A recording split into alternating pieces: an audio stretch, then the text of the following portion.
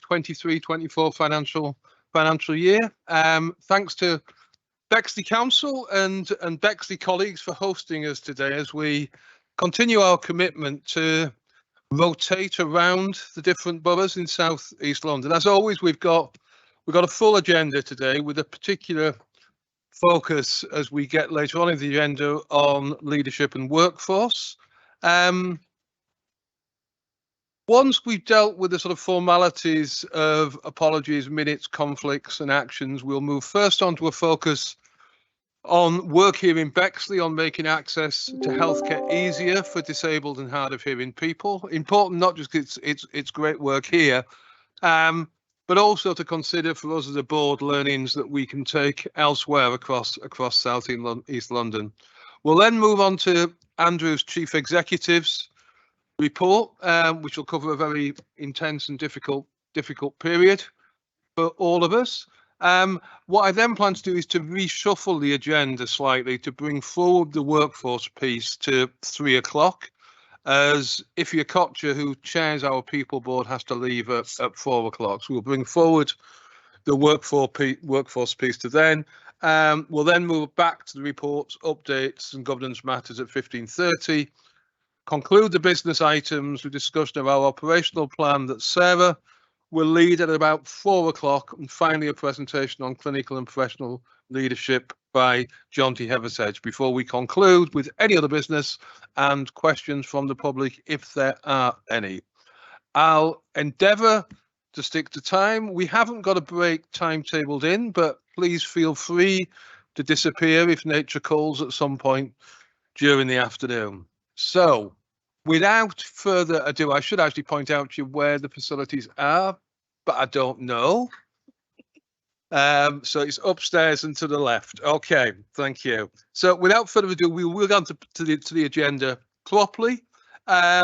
We have a number of apologies today. We have apologies from Dr. George McGessie, who is, I believe, away on leave.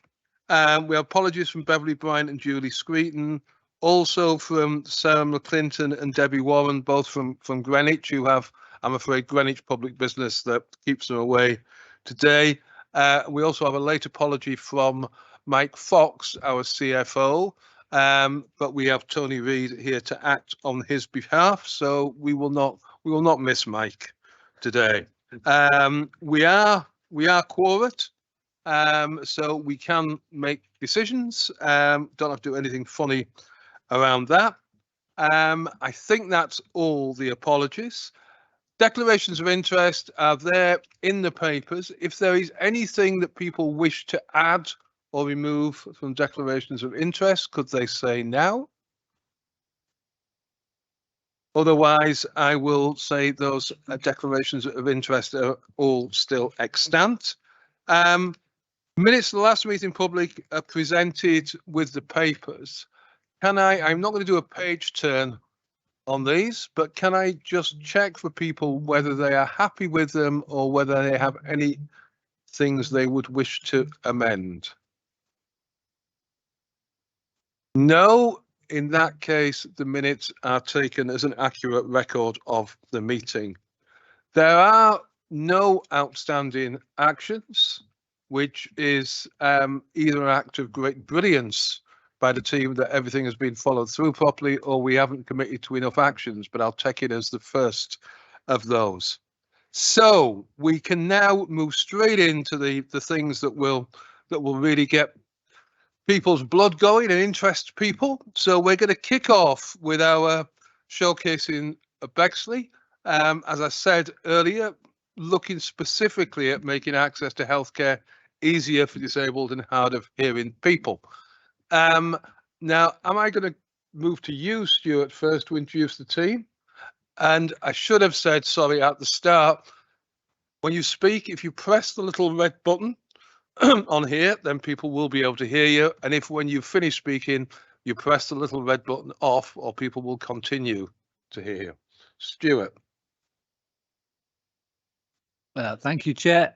So I think just to say in Bexley, we've got a very proud tradition of working with people with learning disabilities and with the partnership board and with our deaf community around access to healthcare. Our programme of healthcare checks is, I think, second to none. But I'm not going to steal the limelight from Patrick Gray, who is our fabulous engagement officer. So, Patrick, can I hand over to you to introduce the presentation? Yeah, thank you. What we're going to highlight today is a project that's been going on for the last couple of years.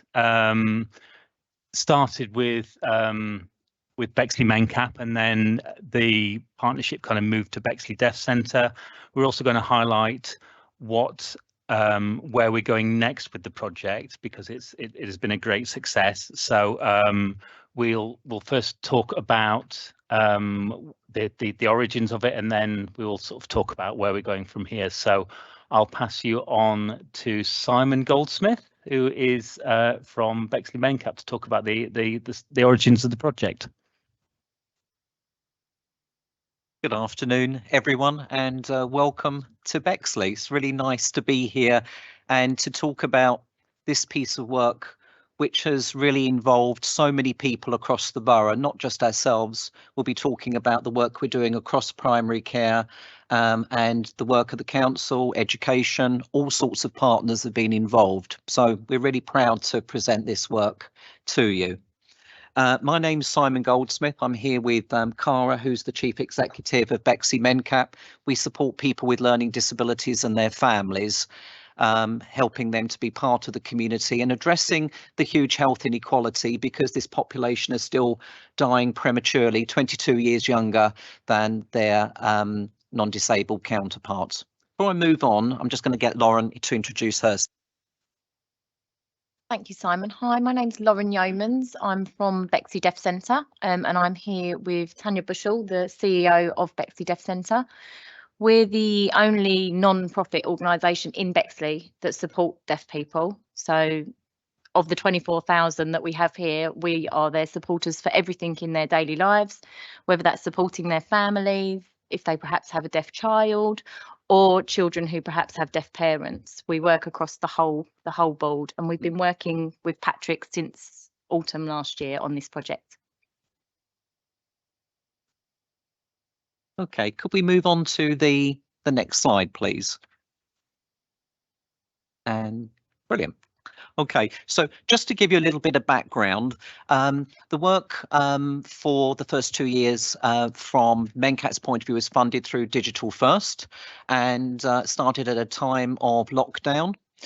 So lots of challenges there working with our primary care colleagues, but we did actually lay some really strong foundations in year one, which we've now built on in the second year, which we're going to tell you about. Essentially, the work which we've all been spending time on has involved improving health outcomes for and with disabled people and people from the deaf community, supporting better communication, whether that be face-to-face or digital communication with patients, and modelling a new way of working that we call strength-based, that's co-created with the people that we support, our members and our primary care colleagues, and actually supporting people to live longer and healthier lives. So they really the key things that the project was founded on. We go on to the next slide. So a bit of a busy slide here, but essentially just very quickly to run through this, the work started in July 21 to support access to health and care by people who were known to have significant health inequalities. So we had combined funding, as we mentioned, through Digital First and through the London Borough of Bexley. And to give you a little bit of facts and figures, so we know that we have 1,000 people with learning disabilities on GP registers, but really that is only an indication, because we would expect 2% of population to have some form of learning disability, which could mean that for the population of Bexley, it could be anywhere up to 5,000. So I'm just going to hand over to Lauren to talk about the Thank you. As I mentioned previously, there's approximately 24,000 people in Bexley who have a hearing impairment. So that could be that they are profoundly deaf, they have hearing aid, perhaps they have tinnitus. Any of these things is all covered by Bexley Deaf Centre. And the work that we've done in this project is supporting that whole community. So not just people who perhaps use British Sign Language as a first language, but anyone who has any need for support with their hearing. Also, there are 1 in 5 people in Bexley who have a long-term health condition. So that could be someone who is potentially physically disabled but may also be deaf, or alternatively may just have a physical or mental disability. 15% of the Bexley population identify as disabled under the definitions laid out in the Equalities Act 2010.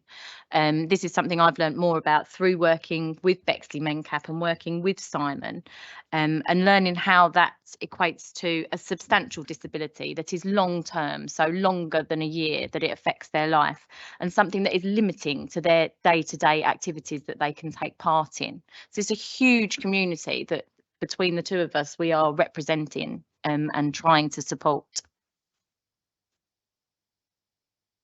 So I mentioned earlier getting started during lockdown, an incredibly challenging time for everyone.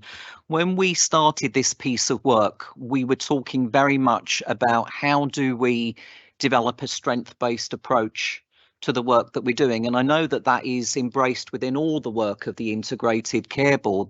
Now, what we mean by strength-based is not just looking at the gaps, but looking at what is working well in the borough, being able to build on the work that all the practitioners that we were meeting were doing, getting to know them and building relationships. We also wanted a shift in that relationship from not just what can we do for you or what can you do for us, but a key question being, what could we do together? Was there something that we could do around accessibility that all of the people we were talking to felt strongly enough that we said, yeah, we can make a commitment to doing that together? The work has all been local at the moment, although of course trying to and wanting to share that good practice across South East London and wider. So it's been very much place-based. And we've been pulling on the talents of Bexley people, and I mentioned earlier the huge range of players that have been involved in this work.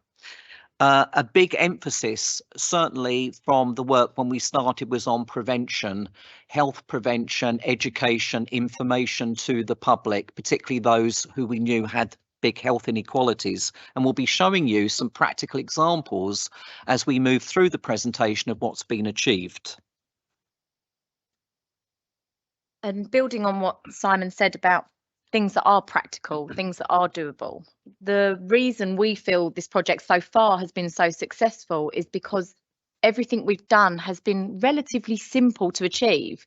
As long as we were all communicating with the different departments, which, as you all know, can be really difficult in this environment, actually everyone was really passionate and wanted to help.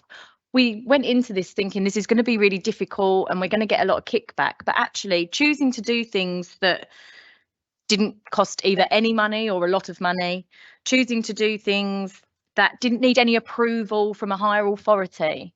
Such small changes could make such a huge difference. And by helping the patients that we've been trying to help, so from my perspective, those with a hearing impairment, from Simon's perspective, those with a disability, it's helping everyone. You know, it's not just someone who has a disability that's defined on a piece of paper. You know, my grandma perhaps can't hear very well, or perhaps needs help opening a door. Well, just by making a surgery aware that she may need help with that, it's helping everybody, not just her. And lastly, the relationship building has really just been key. We've met so many lovely practice managers across the whole of Bexley, and we've been lucky enough now that we're working with 17 surgeries. There's only 4 left now in our borough that we're not working directly with. And they've all been very open to working with us, and they want to do better and they want to improve. And a lot of it is a knowledge gap, and that's certainly something that's come out of what we've been doing, is that there is an awareness, whether that be disability awareness or deaf awareness. And just bringing that information has made such a huge change already to some of the surgeries that we've been working with and the feedback we've had from our members.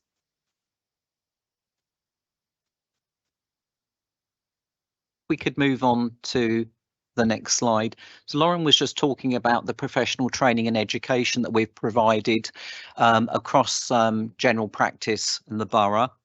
And also some advice on the simple environmental changes within practices. It's really interesting how I talked to Patrick around chairs and seating in practices, simple things. You know, older people need armrests often when they are seated in order to help them to be able to stand up. Or independently within the practices, the positioning of information leaflets. It was quite interesting. One practice manager saying to me, well, of course, we all stand up when we read notice boards. Well, of course, in a GP practice, we don't. Most of us are seated when we're looking at these things. So it's some simple practical environmental changes that we make. And the health promotion work that we've done, we've made a number of videos for our members. So certainly for people with learning disabilities, we've made films around using local pharmacy in terms of self-care and management of health. Audiology together, we've made a really good film because people with learning disabilities are more prone to hearing loss than other people, and working with Queen Mary's Hospital and their audiology department, but also looking at learning disability registers and encouraging people with learning disabilities to sign up with their GP practice if to check if they're not certain that they're on that register. So all this information is being out there for our membership.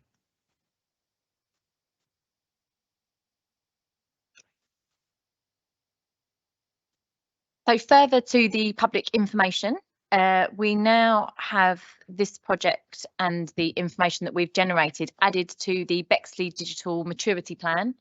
I don't know how familiar everyone is with that plan, but just briefly, it is a project to improve all the websites of GP surgeries across Bexley, to bring them all up to a gold standard, basically, so that they are serving all of their members who may use them.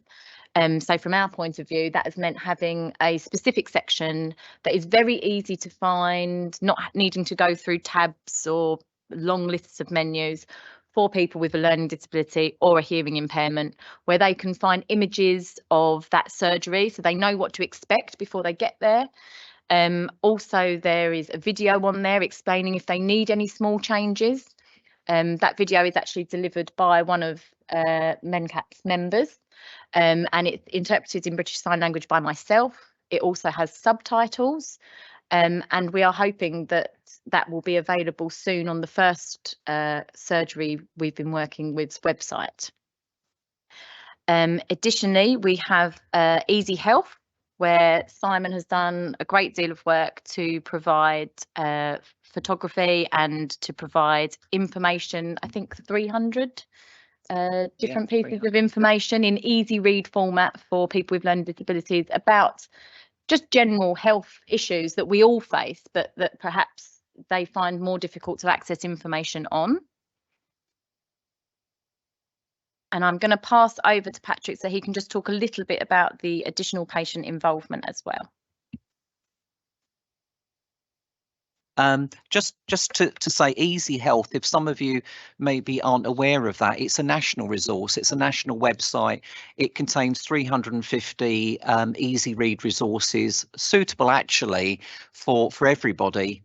And we now have Easy Health on the home pages of a number of our GP practices, where patients can either download easy read information themselves, or the GPs or nurses can actually download information on a whole range of medical conditions for patients in a really, really easy format that people can understand. We've got 6 practices now that have got information specifically for people with learning disabilities on their websites. We've undertaken an annual health check survey. We've had returns from 74 patients who have had an annual health check.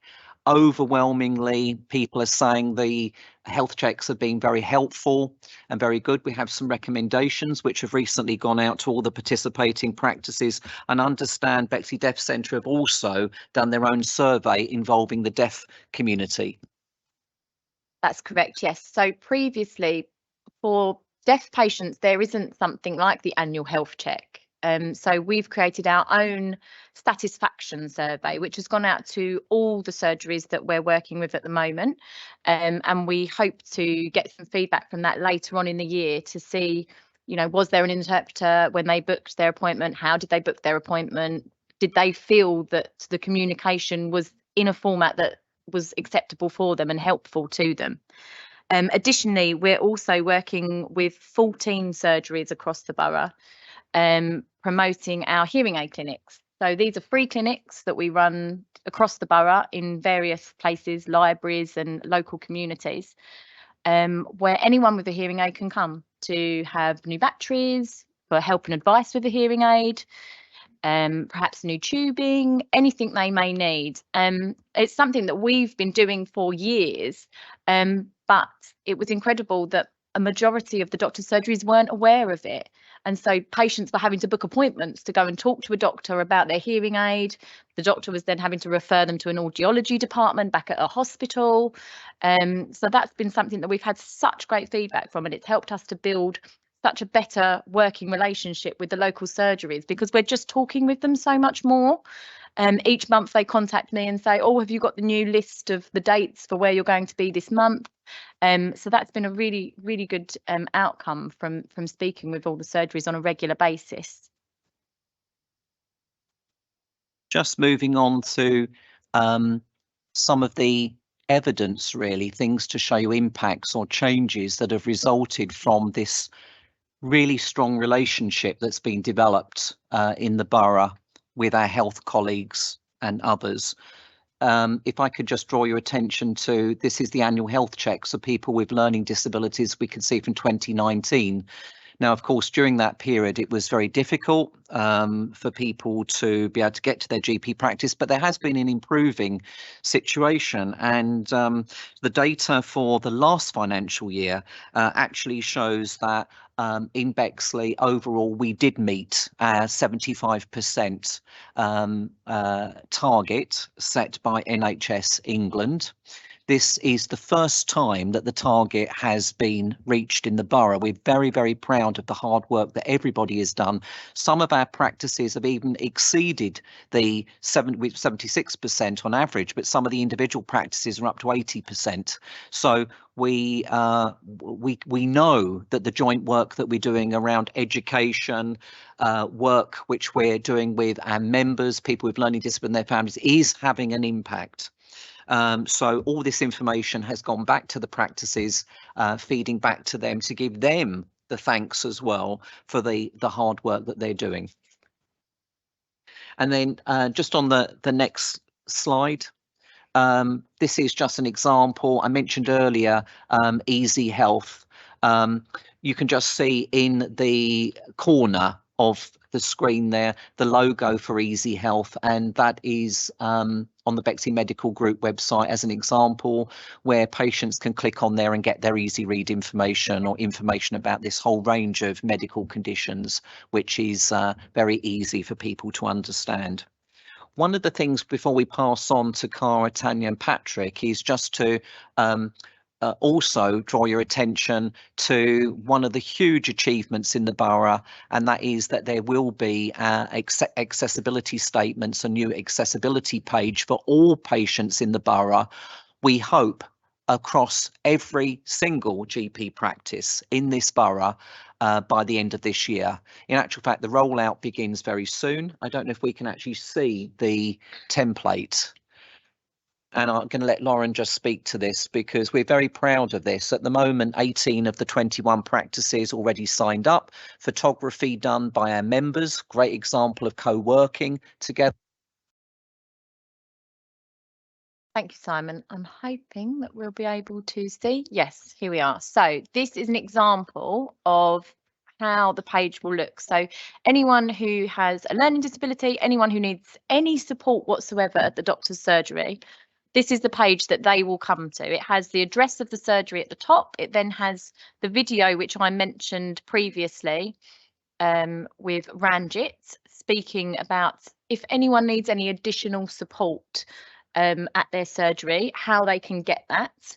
Again, there are subtitles and it is interpreted into British Sign Language as well.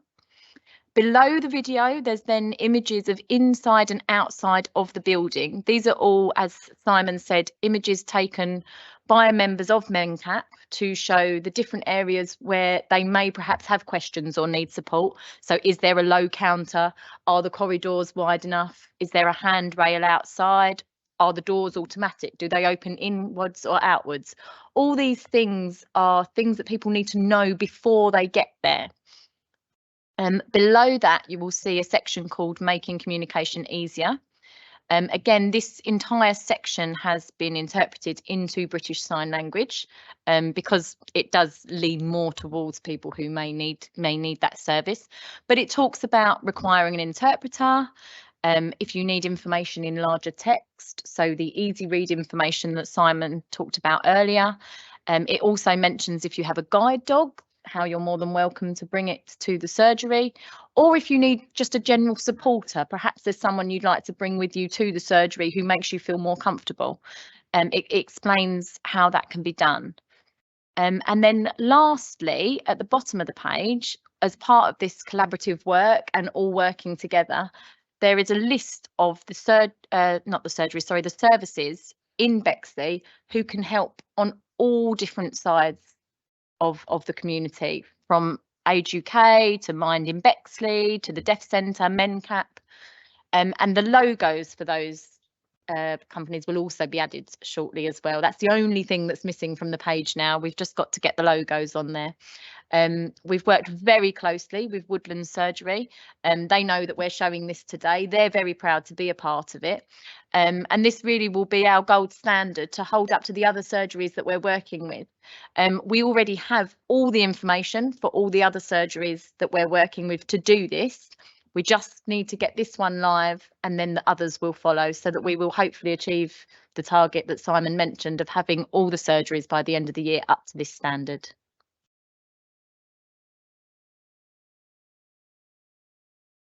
Yeah, thank you, Simon and Lauren, for that great overview of the project. What we'd like to do now is just take you on to the next steps, really. So it's great that this project is taking place, but obviously a temporary project. What happens when this resource of Simon and Lauren disappears? That's always the issue, sort of, because there's people still going to be needing these services. People still have accessibility issues. So we were looking at what's next. What can we do? So a lot of the findings from that Simon and Lauren have alluded to, that they're already come across, are things which there's that kind of almost accidental issue. Accessibility issues that they've come across, which are for other groups of people, because obviously people aren't just deaf or just have a learning disability. There are lots of different issues. Everyone is individual, and they have lots of different sort of problems. So we wanted to look at ways of using the learning from this project to benefit everyone. And we were looking at another group of people who maybe find accessibility hard. So the next group that's been chosen is carers and unpaid carers who have people they're looking after. So Cara, maybe you want to speak about that a little bit? Thanks, Patrick. So when this project first started, it was originally just for people with learning disabilities. And as Patrick said, we had some really great learning that came through that, more in the ways of working that we demonstrated. So, but what we also heard through talking to people, especially as part of this was during the COVID period, were that there were other people who were struggling with access to surgeries or access to healthcare. And one of those that we work closely with are carers, so unpaid carers, family carers, siblings, parents, etc., who really did struggle, especially during COVID, because they were usually 24-hour caring. And since then are still struggling. So we're taking the things that we've learned already, the ways that we work with people, and we're working with carers. We obviously only support people who care for somebody with a learning disability, so we're also working with our Carers Partnership Board in Bexley, so other charities as well that support people with carers. For example, we know that people with dementia, their carers have also really highlighted issues around access to healthcare. So Patrick's going to briefly touch on that. And that's why carers was the next group that we felt was quite an important one to tackle.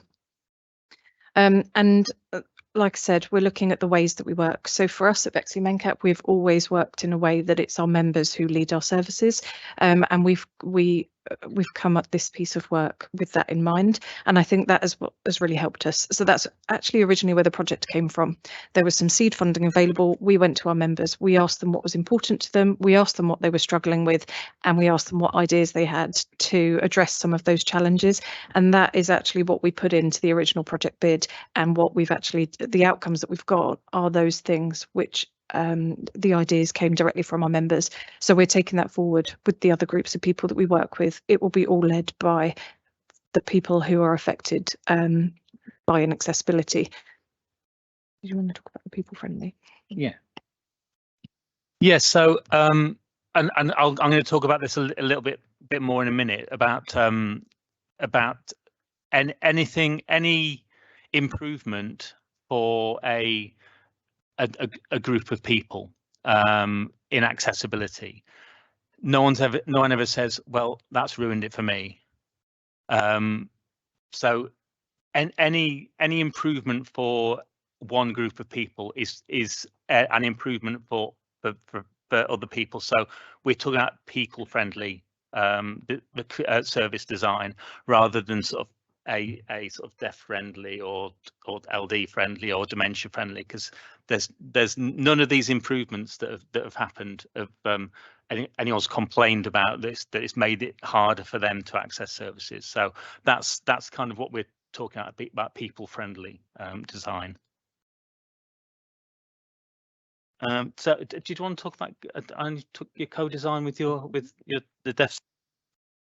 Yes, so as Cara said, we very much work in similar ways, actually, and as CEOs we have a similar kind of mindset. Everything that we do at the Deaf Centre is led by our service users, and by co-designing, co-producing a project that was entirely bespoke for them initially was essential, really, because obviously what a lot of people didn't realise was that deaf people especially were struggling to access services at their GP surgery, and therefore we set out to improve that, but it soon became apparent, and in actual fact we could roll this out on a much larger scale, and it wasn't just limited to accessing healthcare, it was accessing information in general, so not just health information but public information. And so when we approached Patrick with these findings, we came about this accessibility strategy, and we're quite pleased to be, obviously included and be part of that. So yeah, I think it's definitely a progressive move, and in keeping with statutory obligations under the Equalities Act and Accessible Information Standard, and obviously from our point of view the BSL Act 2022, which was obviously put through last year. So yeah, we're definitely looking forward to expanding on the learning we've already established. Yeah, so that's part of the next step. So we have a communications and engagement forum through our Bexley Wellbeing Partnership, where partners come together once a month and share information, share learning, and when we were sharing information, it was coming up time and time again. Is this information an easy read? is this information easy enough for people to understand anyway? Are they, you know, it's the thing that there are always too many words in information. It's about sort of paring it down and making information easier and more manageable. And you know, and obviously, I've had a real learning curve when we did some engagement on the urgent treatment centres, and Tanya said, I'd like to bring some deaf people along. So we actually had one drop-in session, which was purely for deaf people. We had 30 people down, all saying, we can't access the urgent treatment centre. We just can't access it.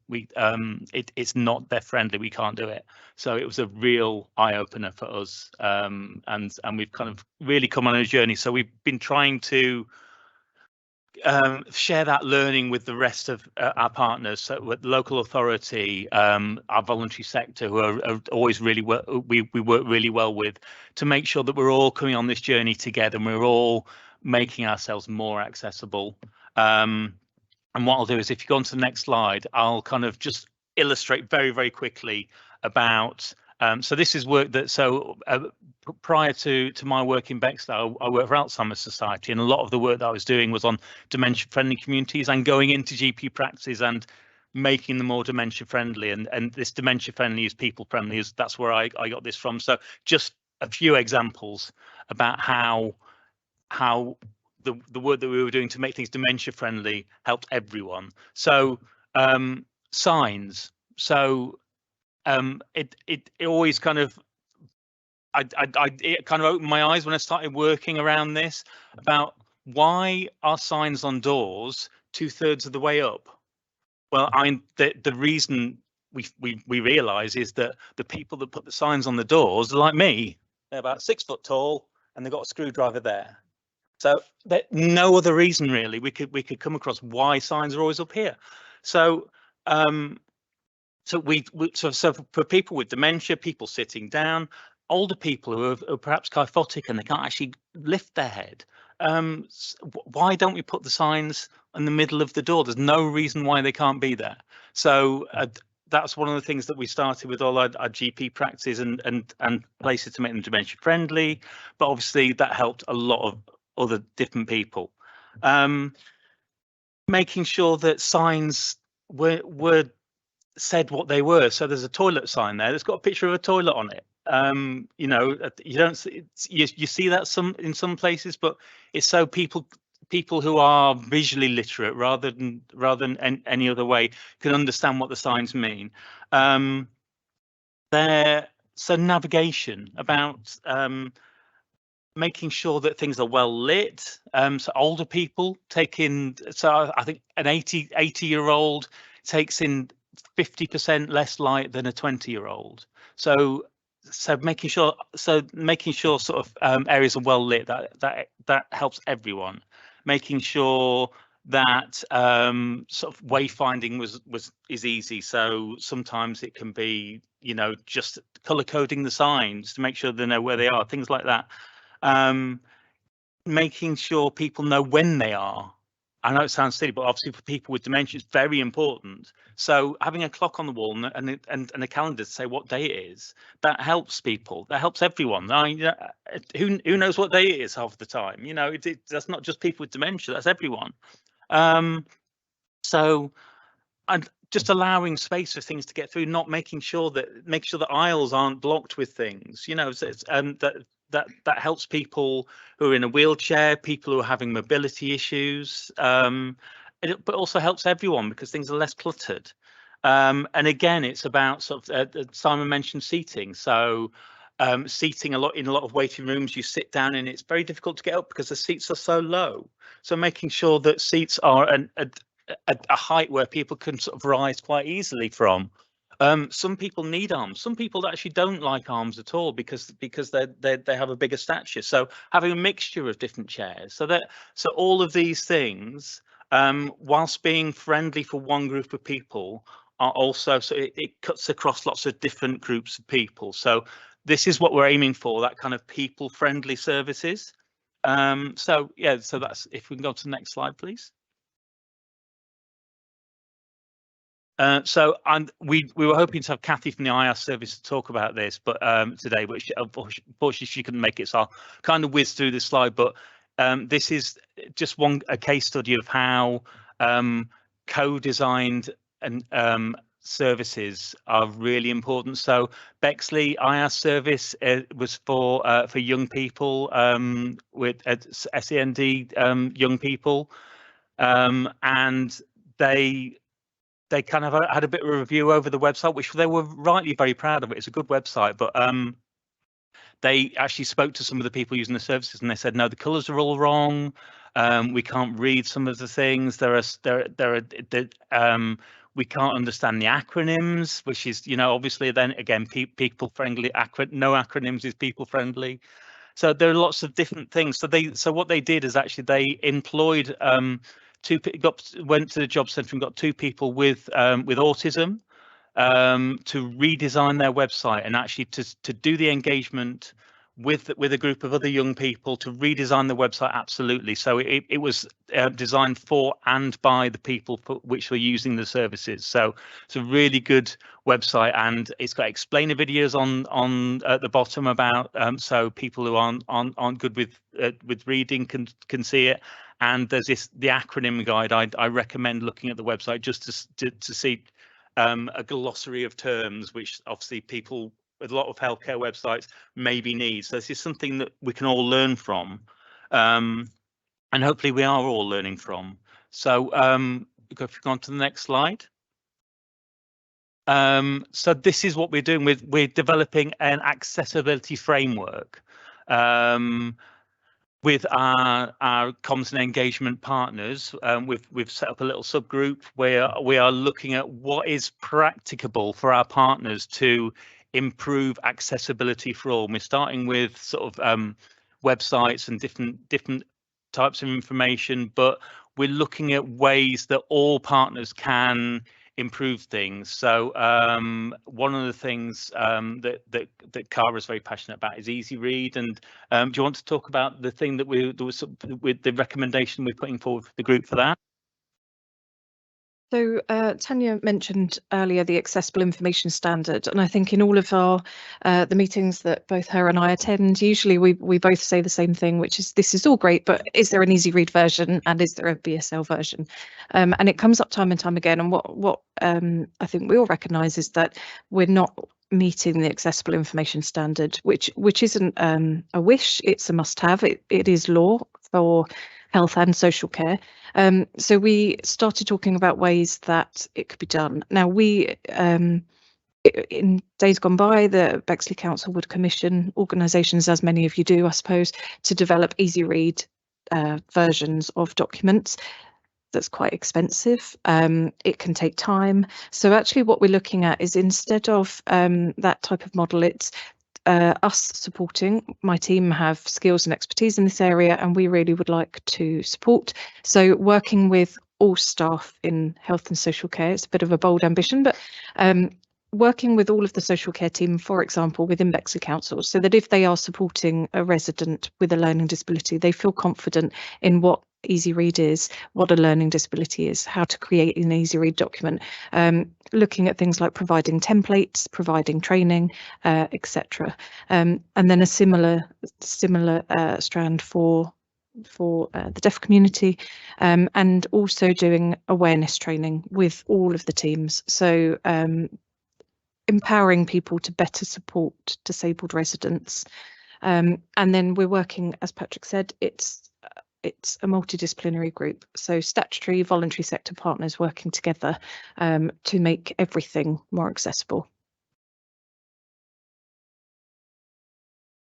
Yeah, and just to expand upon that, I think we always take communication as a given, but if you don't absorb information in, you have your own way of taking that information in, and with deaf people, that means the use of a British Sign Language interpreter, then it makes life very difficult to take in information. If you're going for a GP appointment, for example, and you can't understand what your GP is telling you, it adds to the stress of a situation.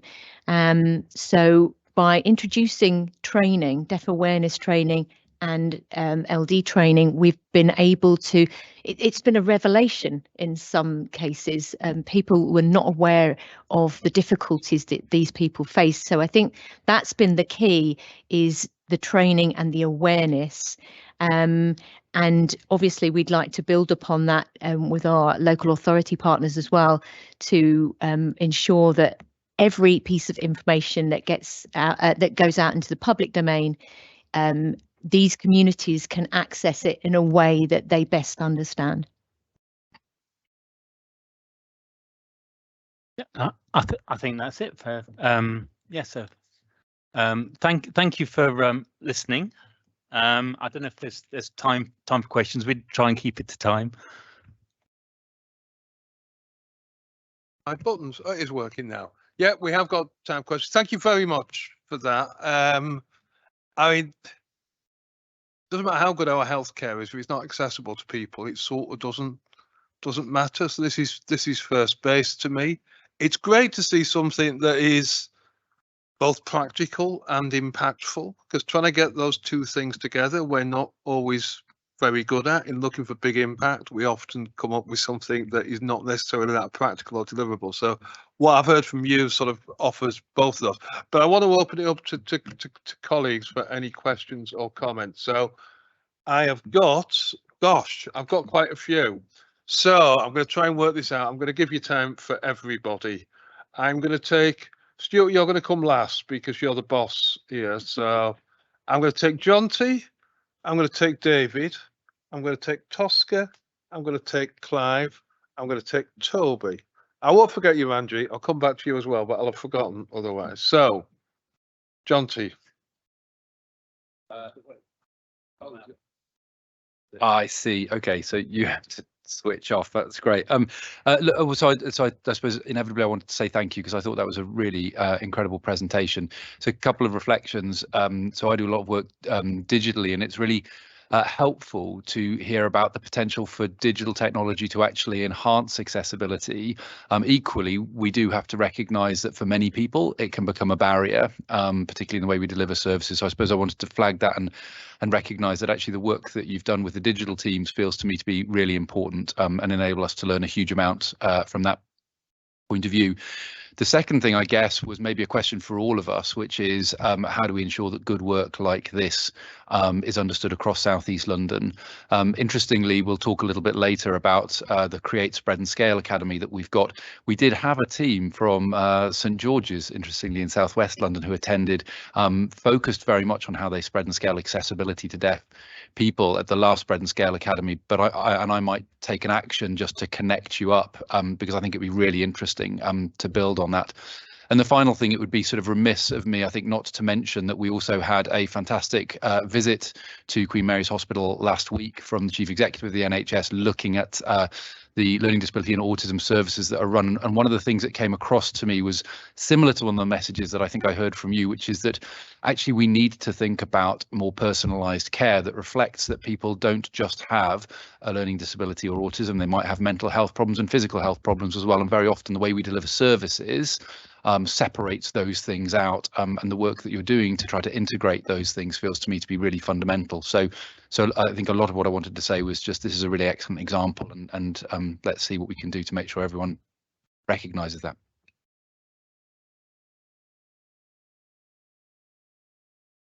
Right, I echo what Jonty says. Just a couple of questions. Really impressed with the increase that you managed to get in physical healthcare checks for people with a learning disability. We know how important it is. Just in terms of what you think the timescales will be for the other 266 people that haven't had one yet, and has there been any real? Have you seen any health gain from that? Because that's one of the big problems in terms of this gap. And just reflections on that very quickly, but I'm really impressed with what you've done. So I'm going to hold that question for you to come back to when I've been around everyone, if that's all right. Tosca. Thank you. So my question really was linked to David's around the health checks, but it wasn't really a question. It was to commend you on the work that you've done. and to recognize that's actually one of the criteria around the Core 20+. So really just to say, whatever you've done, we need to replicate it across the whole system so that we can, across all the 6 boroughs, so that we can very quickly make changes around the health inequalities in that patient group. My second one was a reflection, because Richard and I have actually been hosted by the team and gone out. So the passion that you saw in Patrick standing up and demonstrating, we've sat on those chairs with the highs and looked at everything. And I was struck from our visit, Richard, how Patrick is so integrated within the communities and the services that wrap around. As somebody with an acute background, for me, it was really quite eye-opening to see all the health and services that wrap around the patients. Just to thank you for our visit the last time on that. Thank you, Clive. Hello there. I just want to echo those. I was particularly interested in the your point on acronyms. I mean, I'm the lead CEO for the SEL ICB APC for what it's worth. But of course, it isn't just about acronyms, isn't it? It's about language in general. And I think your very early point about no one has complained that this has in any way harmed them.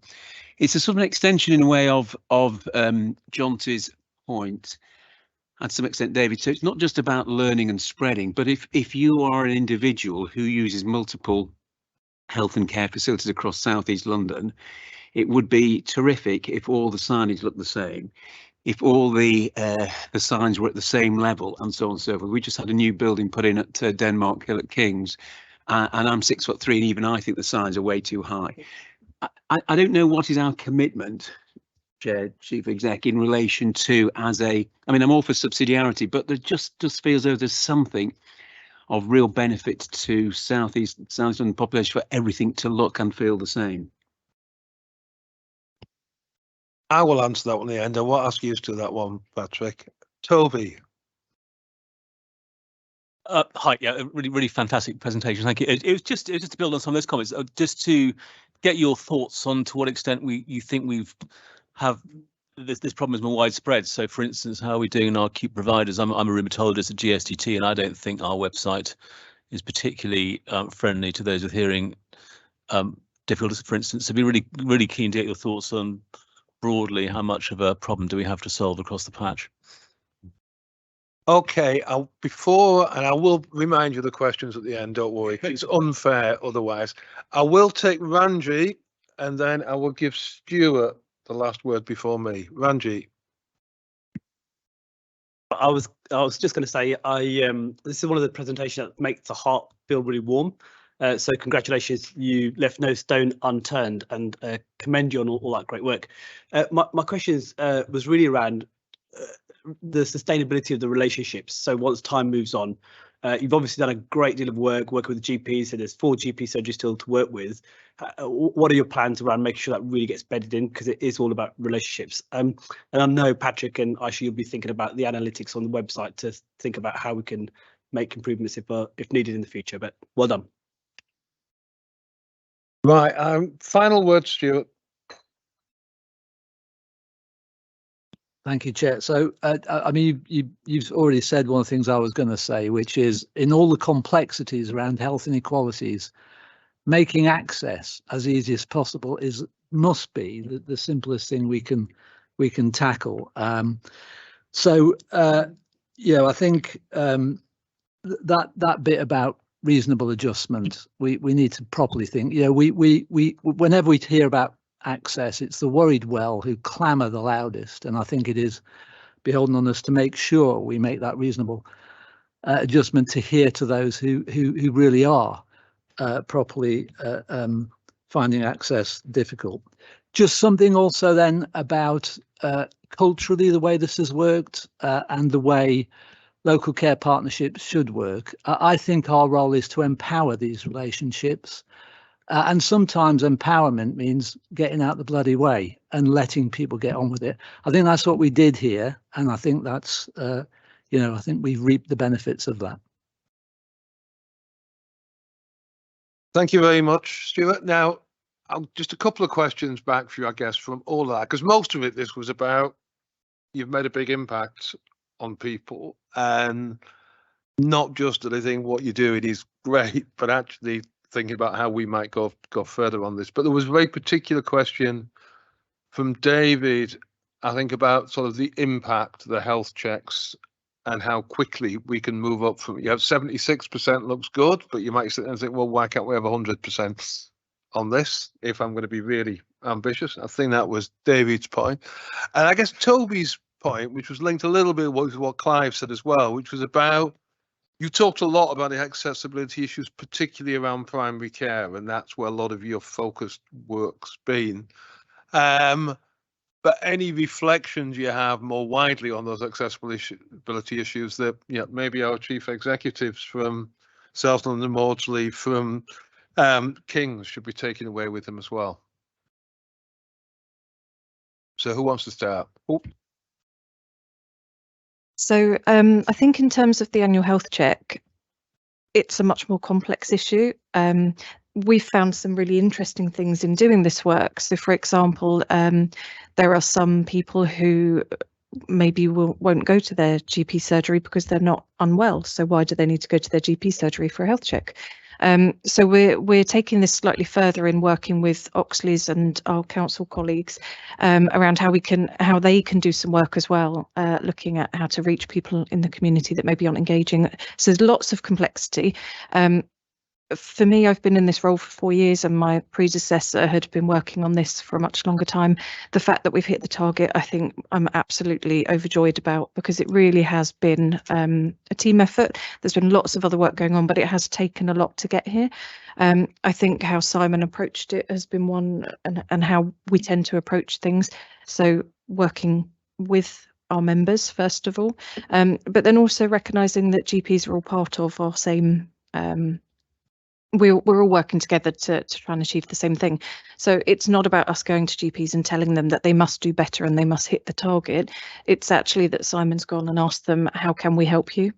How can we help you to hit that target? What things are you facing? So actually we didn't go and just say, here's a load of resources for annual health checks. Each surgery has had different support, different information bespoke to the challenges that each surgery were facing. So I think that there isn't an answer, unfortunately. Hopefully we'll hit 100% really soon. That would be my answer to that. In terms of general accessibility, I think there's always room for improvement. For me, I'd really, really strongly recommend that a good first place to start would be talk to people who use your services from the communities. We'll talk to people, as Patrick said, but talk to people from certain communities as well. And I'd also really encourage statutory partners to reach out to the voluntary sector partners. That sometimes we find that our members won't always engage with our statutory colleagues as much as they will with us for a whole host of reasons, but we're really happy to work in partnership, and we can support those conversations. We can communicate with people in a way that they often need, and I'm sure the other MenCaps in the boroughs, deaf centres, organisations would be happy to do the same. So it would be to work with those partners and to actually speak to people who use services. And just reflecting, sorry, Stuart, I think that culturally this has worked because we've had fantastic support from people like Patrick, from the teams within the CCG as it was, but from Bexley, that if we were hitting a roadblock, if we had a challenge, we would have a chat. And Patrick's been absolutely fantastic in helping us to kind of overcome some of those hurdles. So I think it's been about working together as well. Oh yeah. It was, I'll just be very, very brief, just to say, echo everything Cara has just said. The other thing is, one of the findings has been around the cohort that haven't attended for their health checks is that every single practice has a small group of patients who have been out of touch with them and who don't reply to text messages, to easy read letters or any letters or phone calls, and we don't know why. And I believe that this is equally mirrored in some of the older age group as well, that throughout lockdown, of course, couldn't come to their GP practice. But on a positive note, I do understand there are moves afoot within, I think Mark Bradley from Oxley's was talking about a part-time nurse that they may be able to recruit who will work with the practices, particularly around that population that are not engaging. So I just wanted to throw that into the mix, that is also an issue as well. And I just wanted to expand upon what Cara said, that as voluntary sector organisations, we're very often the gateway to those communities, those harder to reach communities, the communities that you pledge to reach in your strategy, etc. So we're an obvious choice when it comes to engaging with those communities. But like Cara also said, we can't do it on our own. So we have a very sort of joint strategic approach, and it works really, really well, and we get very well supported. And Patrick is you know, a really valuable part of that.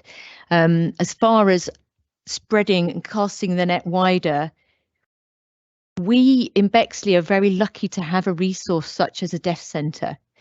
They're very few and far between, and over the years they've become less and less across the country. So I think as far as boroughs in the South East London integrated care system are concerned, there's only ourselves in Bexley and a similar kind of organisation in Bromley, and that is it. So whilst we have a great deal of expertise in Bexley, you may not have that in other boroughs. So, you know, we're more than happy to expand on the knowledge we already have.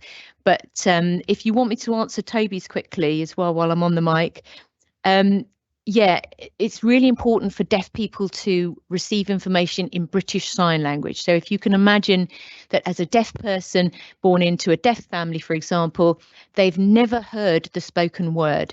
So the first time they see a word written down would be at school. They've had to learn the spelling of that word. They've had to learn the meaning of that word. They've had to learn the lip pattern of that particular word. They will never hear it spoken. They will also not understand it in its written format. So never assume that if something is written in English, a deaf person will understand it. They will not. The syntax in BSL is completely different. Idioms and similes don't translate in BSL. Not every word has a sign in BSL. Sometimes the same word will have different meanings. And more importantly, jargon does not translate in BSL, especially medical jargon.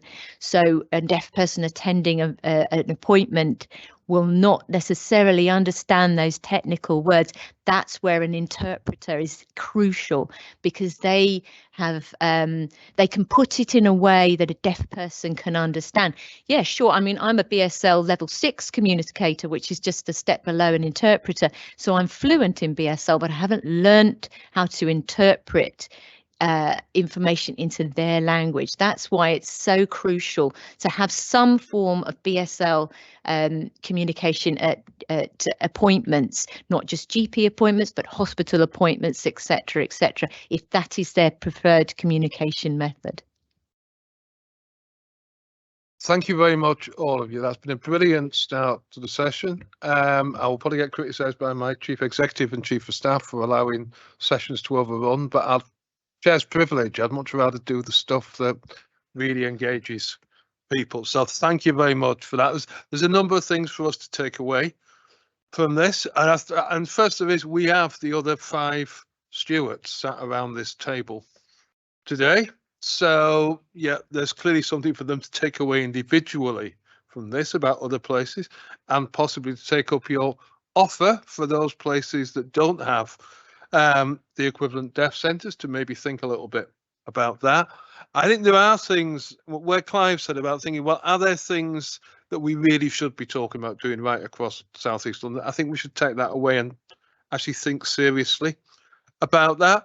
I do finally, though, always take Stuart's point, because he says this to me constantly, that sometimes supporting people is getting out of the way and letting them do stuff. So this will not be about, here is a template that everyone's going to use right across South East London, but we do need to pick up that learning. So we've got to get that balance right. But thank you all very, very much for your time. It's been a great start to the meeting, and keep up the good work.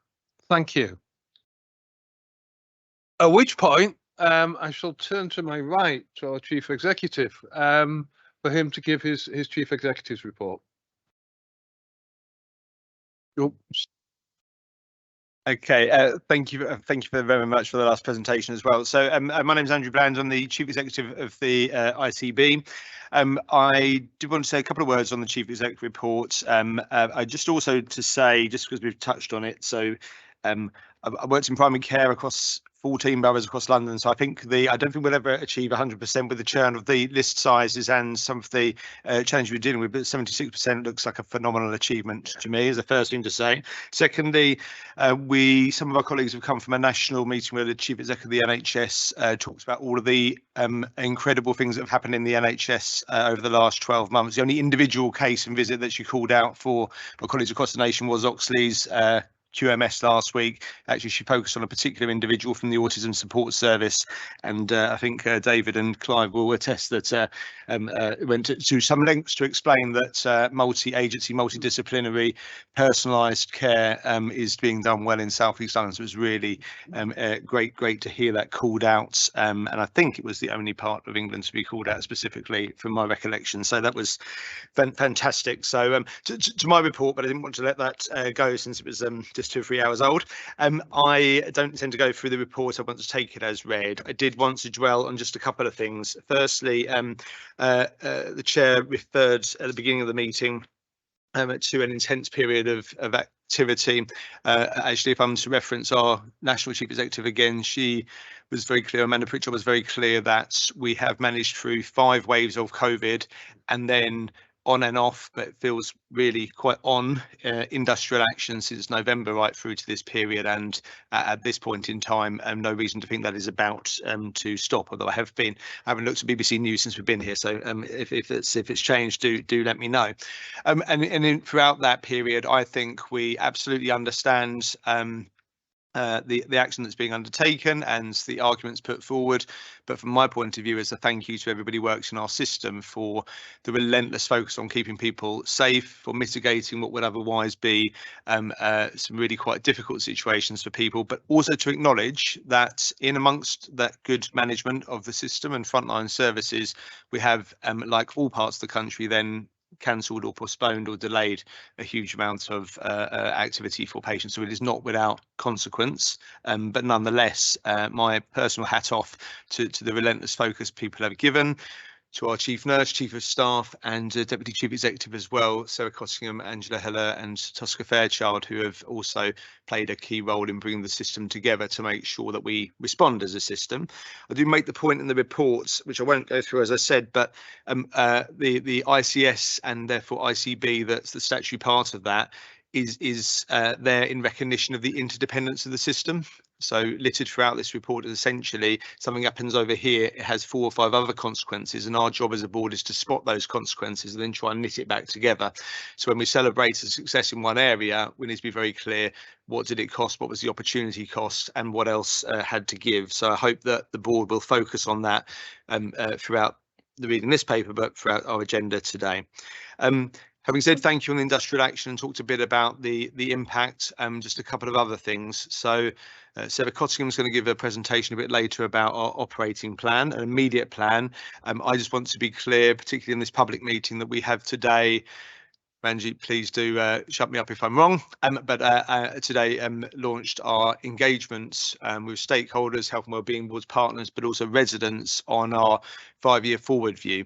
Now, to be really clear, our 5-year forward view or joint forward view is an NHS response, the things that we can do, and it sits alongside our partnership strategy that we put forward a bit over 7 or 8 weeks ago. So please do have a look for that on our website, and please do engage with what we have put forward by way of our response to the slightly more medium-term objectives that we're pursuing. Then just wanted to talk about a couple of other things. So we are not yet a year old. But we like to think, and I think we can evidence working as a partnership for far longer than the establishment of our statutory body. But we are now along with all other ICBs, reviewing how we work. There are 3 parts that I just want to leave you with. Firstly, we will undertake what may sound dry, but I think in actual fact is a fundamental attempt to work differently, look at our governance internally and question ourselves, are we putting our attention where things are? So far from criticising the chair for the time he's allowed now, and no doubt going to steal from me later, we are saying, are we putting our attention to the places we can have best impact? So that will be our internal piece of work. Patricia Hewitt, who is a chair of another ICB and the previous Secretary of State, has issued a review. That's awaiting government response, but I encourage board members and anybody else to read that, really questioning, have we got that balance right nationally? Are we set up correctly? And we will make our own response to that in the same way the government will. And we welcome that report, or I welcome that report on the board's behalf. And then finally, we were subject to a lift and shift arrangement when we moved or shut down or disestablished our clinical commissioning group for South East London and established an ICB. We moved our staff from one organisation to the other while we went out the business of working differently and together for residents. We will now pursue a programme of work that does seek to reduce our management costs and reinvest that money back into frontline services. In truth, there is an assumption that will already be invested as and when it's saved. Nationally, we're asked to reduce our running costs, the cost of our organisation and the 600 to 700 people that we employ by 30% over 2 years. And we will develop a plan in 1 year for realising that 30% reduction, but we recognise that to have the full effect and the full financial effect of that reduction, it will take us between 1 and 2 years to undertake it. So April 26, we will engage all of our staff in a launch event as to how we go about that. We will engage staff members, absolutely, it's their livelihoods, they're our employees, and we have a duty of care. We'll engage our partners and we'll engage residents as to how we best shape our organisation to do the things that we want it to do going forward. Important for me to say, we are going to look at our ways of working.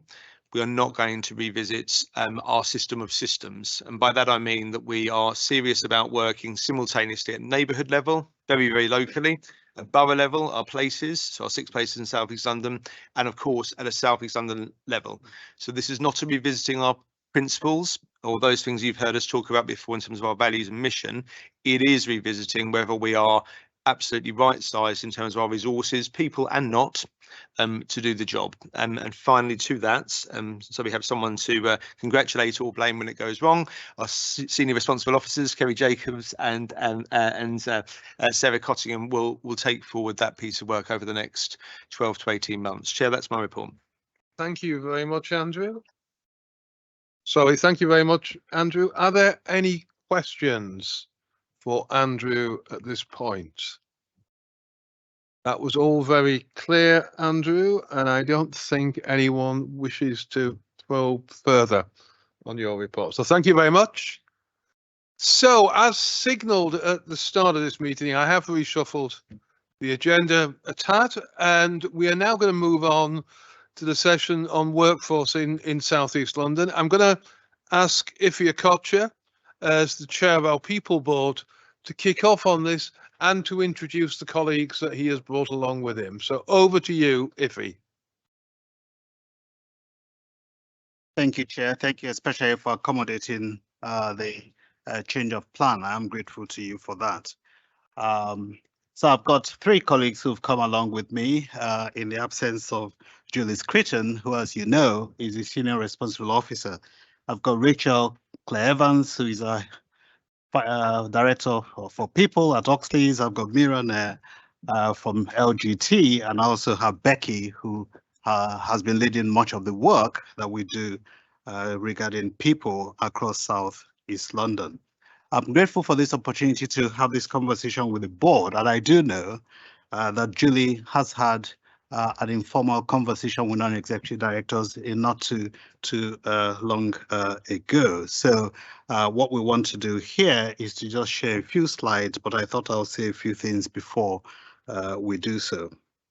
So the People Board was established in November 2020. At about the same time, the London People Board was established, and we have a National People Board. And so much of what we've done is to make sure that we are able to receive information from national, London, and also pass information upwards. And Julie and I are members of the London People Board. Some of the challenges have been about how do you ensure that you don't duplicate efforts, so you've got organizations who are doing stuff themselves, and how do you then bring to bear stuff that will really make a difference to the wider system. And I would argue that that challenge does remain.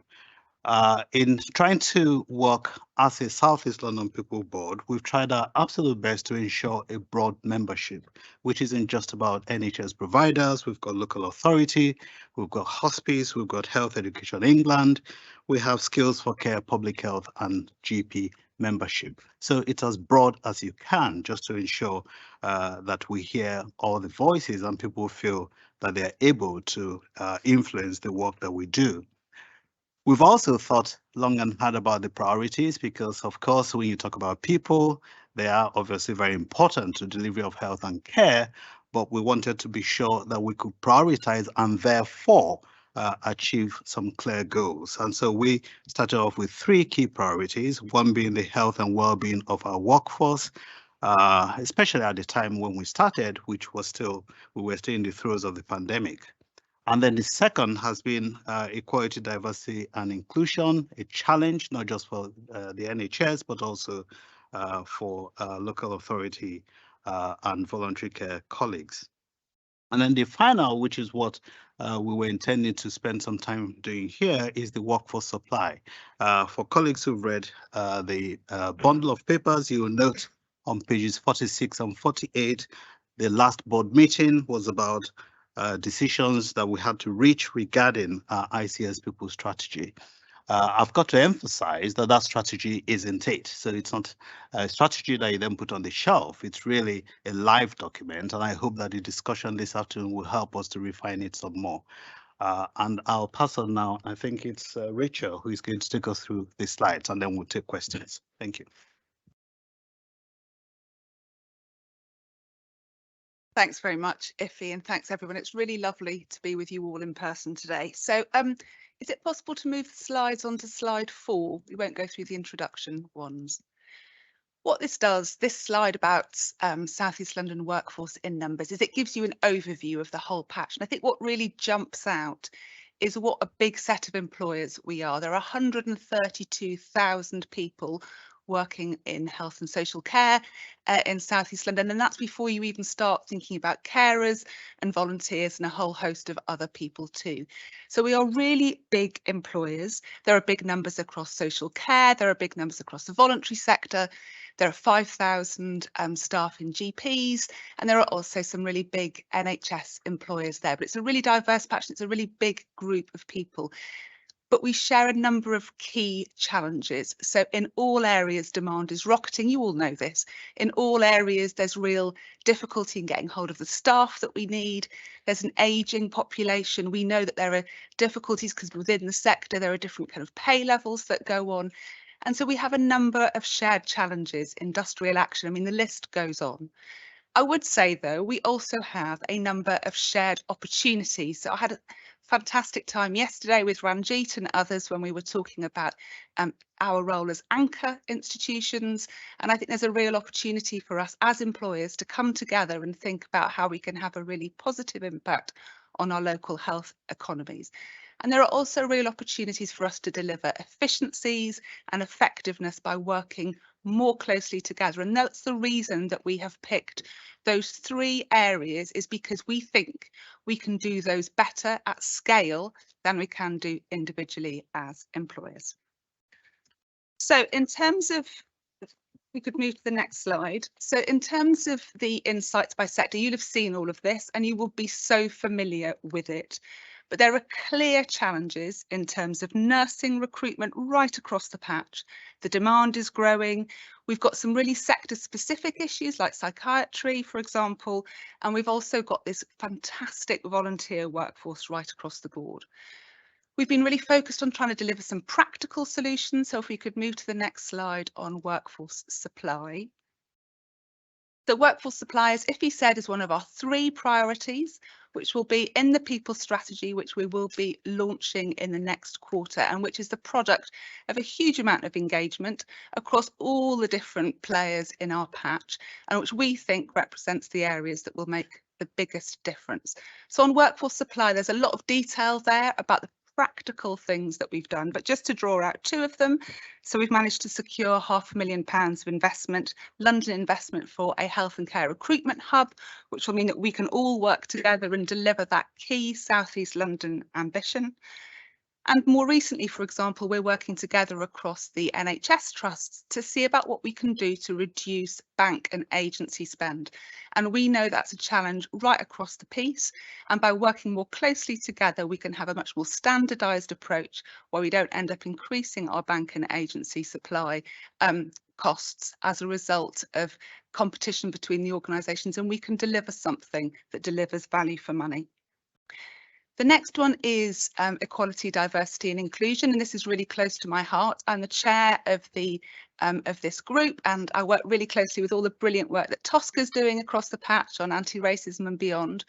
And we are really clear in this group, and it has engagement from right across the board in terms of social care and others. And what we are clear about is that we have been doing a lot around ED&I for a long time, but it's not always making the difference that we want it to. So we're looking that straight in the face and trying to work out what we need to do differently in order to have a much greater impact in the future. So that's something we've been thinking about. We've done a lot of workshops. We're trying to create a social movement to try and engage those who have become disengaged through this process, and to think very differently, to think at a system level, not an individual level, about how we think about ED&I. And that's a really important area. And even from a hard-edged perspective, we have such high levels of diversity within our organisations. If we don't crack this, we will lose brilliant people from our patch. So there is both a moral, financial and operational, I think, imperative to get this right. So on that note, I'll hand over to Mira. Thank you, Rachel. Thank you, Rachel. So if I could, the next slide, thank you. I'm also the SRO for the Health and Wellbeing Programme, similar to Rachel being the lead for ED&I. And we have a Health and Wellbeing Board, which I think, like with all the other programmes of work, is a true microcosm of what the South East London ICS represents. So we have people from across the patch that are members of the group and contribute to design of the work that's actually being undertaken.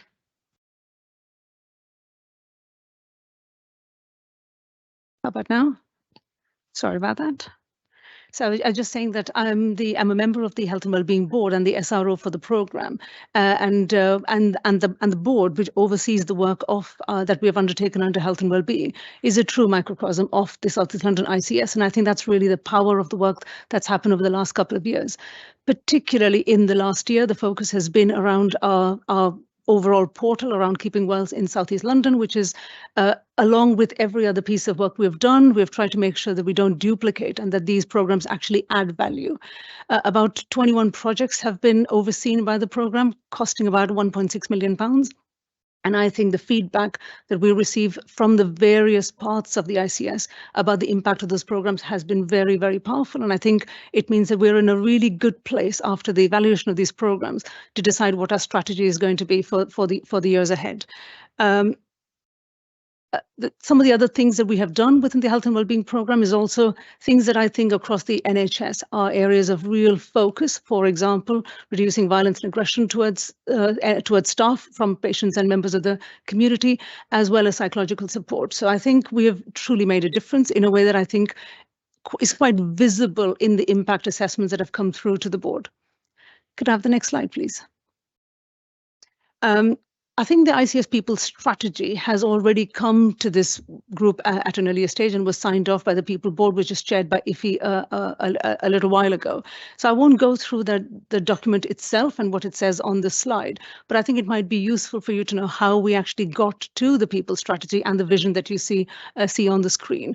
And I think, and again, this has been about engaging as widely as we can across the health and social care sector. And it started off with a really detailed analysis of what is our case for change? Do we know exactly what the demographics are? Do we know what the activity and demand levels are across our patch? And therefore, do we know exactly what our workforce model needs to be to make sure that the ICS has the best chance of delivering the strategy and vision that it has for the next 5-year period. And of course, part of this is about making sure that whilst we design the strategy and our program of work and the delivery of this program of work over the next few months, that this is focused on those principles that Ify mentioned right at the start, which is added value, no duplication, and now a real focus on productivity and recovery. So we are just coming out of the pandemic, we are coming out of a wave of strikes. And so supporting our staff in actually being able to deal with the challenges of the next few years is going to be a really pivotal point. If I could just briefly pause on the next slide as well.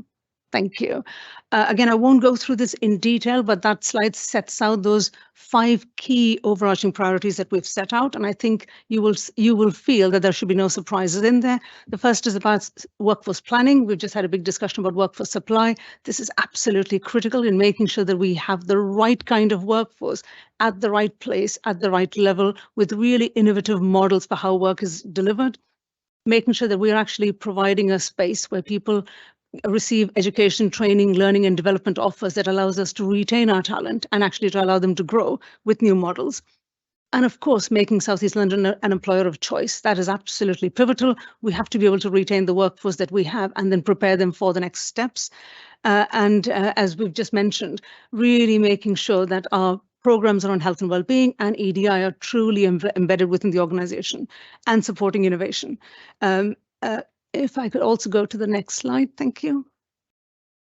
In terms of what we are looking to do going forward, if you mentioned that the intention of the people strategy is not for this to be a document which sits on a shelf, it's meant to be a live document. So currently the people board is overseeing a piece of work around really looking at what the delivery plan will be. And we hope to get that finalized in the next couple of months, which means that for the rest of the year and for the rest of the 5-year period, the intention will be to make sure we can absolutely deliver on those metrics and measures and the drivers that we think are going to be quite key, particularly around, I think, productivity, recovery, and well-being.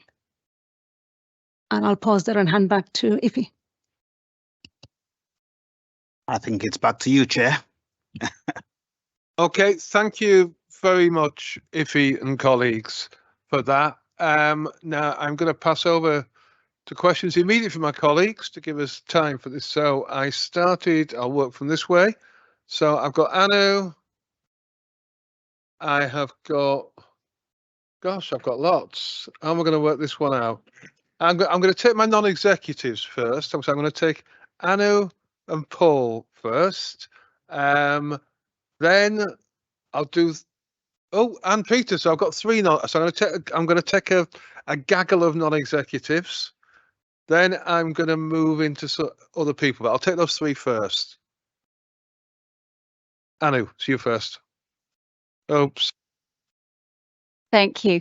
So firstly, the collective noun is not a gaggle, it's a wealth of non-executives. Thank you.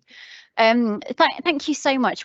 So great. I saw it in the papers, and also Julie did a really amazing session with us a month or so ago, which gave us a real sense of the opportunities, but also obviously continuing challenges.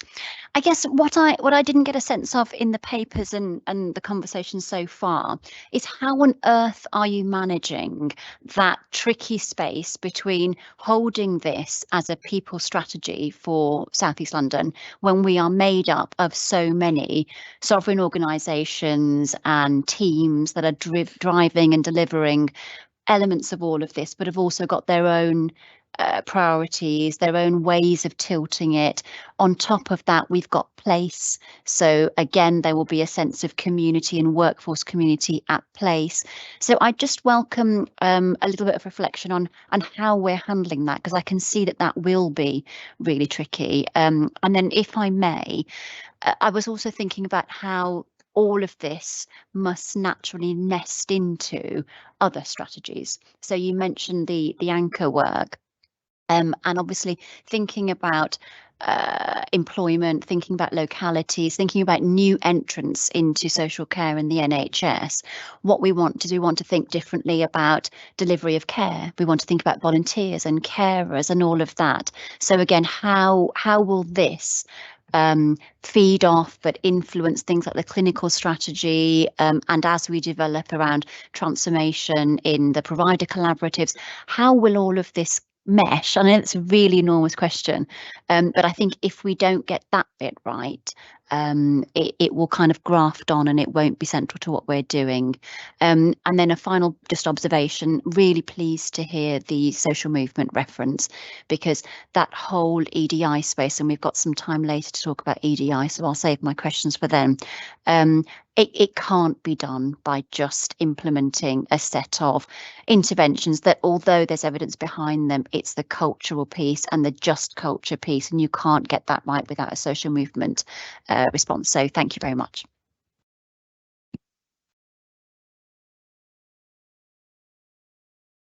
Thanks, Chair. And just to echo Anu's comments about, it's such a welcome piece of work, and thank you for the brilliant work that's gone on. I think I'm sure we'd all agree this has got to be right up there as one of our top issues, hasn't it? So it's wonderful to see the hard work. Start with, just wanted to really welcome the focus that ensures that social care is in the mix as part of this piece of work, because goodness knows there's a lot to do in the NHS, we know, but we know we can't make our system really work without social care as well. So really pleased that's so centre stage in the work. So really just want to commend that. I won't repeat Anu's point on local employment and anchor institutions, but again, really important. I think my question is, one of the tricky things on workforce, I think, is trying to make sure we're solving tomorrow's problems, not just today's problems, because it can really feel, can't it, like we're constantly running to catch up with how life feels today, rather than trying to plan for future demands. So just interested how much you think we genuinely are trying to future-proof what we're doing for what demand looks like in the future, and just thinking a bit about innovation. So interested how much you think we're trying to design roles and design workforce in an innovative way, as well as filling the gaps we know we've got in our current workforce. Thank you, Chair. Thank you, Chair. Thank you for this. It's very, very helpful. I read it yesterday. I'm going to try and keep mine really simple, really, because I thought this is very, very clear in what it's saying. But there's a bit of an ask for me. So as I read it, the question that kept on coming to my mind, and it just kept recurring, what is the voice of the workforce? Okay, so I can see that you've aggregated the issues and the insights and so on. But what are the issues that people are actually feeling, sensing, responding to? What is causing these impacts? So there is a gap in here for me in terms of actually what is that reflection of the people's voice themselves, the workforce voice. And I think as you move to the strategy, having that continuity and clarity, this is what people are actually saying. This is how it aggregates to your insights and so on. I think that'd be very, very helpful, just to have that rounded picture of what's going on. Okay, before I go on some more, I'm going to take that as a group of 3 questions for you, because otherwise you'll have forgotten what they are. So it's basically, Anu's about just how you're balancing this, how you're working with this question of what's done at system, what's done at institution, what's done at place, which is a constant refrain we have, and how does this link through with other elements of strategy? You don't do workforce strategy independently from everything else. I think Paul's point then was very much focused on the sort of the future proofing side. How are you making sure this is a strategy that is looking to what we need in the future, not just dealing with today's problems? And then Peter's point about, well, where's the workforce voice in this? What are the workforce, if we can sort of aggregate in that way, saying? So who's going to pick up on those, Iffy? Do I leave it with you or with your colleagues, or where do you want to go? So I brought a team, partly because they know the detail, but I want to comment, if I may. Perhaps I'll do so when they've given their thoughts. Okay, I'll have a go at the first one, if that's all right, because there's lots in there.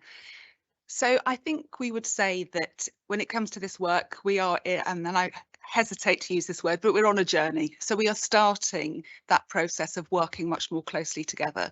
We do have a genuine aspiration for there to be a one workforce approach to what we do. But I'll be really straight with you. The structures are in place which make it easier amongst the NHS organisations. So I would say that we're probably further in our evolution in terms of, but the commitments to doing it more widely, and also the benefit that we get from that wider set of perspectives, I think is really important. So I think we have an aspiration to do much more at place, to engage with the training hubs, to be doing more in that space, but we're not there yet. At the other end of the spectrum, things like the work that we're doing on bank and agency across HR directors in the NHS is a much further stage of maturity. So I think we know we're doing well in some areas and that it will continue to grow. But there is that sense of momentum, I think. And the more we work together across the whole patch, the easier it becomes. We know the contacts, all of those things start to become easier. So I would say that we recognise there is a long way to go, but we're really committed to moving in that direction. And you're absolutely right that it fits in across a whole load of different strategies, of course. And I suppose the advantage is that you've got people who are plugged into every bit of the system and who are joining this stuff up in their own organisations, as well as bringing that insight. And we've had a lot of discussions, away days and things where we've identified these three areas as the areas where we think together we can make a difference. Now, there'll be a lot of things happening in local organisations as well, of course, and we want to be kind of shining a light on that and spreading best practice and stealing each other's ideas with pride, all of those things. But our sense is that it's in these three areas where we can make the biggest difference by coming together. Thanks. Next one, do you want to have a go at the next one? Becky? Sure. Can I just add a little bit to yours, Anu? So my name's Becky Middleton. I've worked in South East London in the workforce programme since 2017.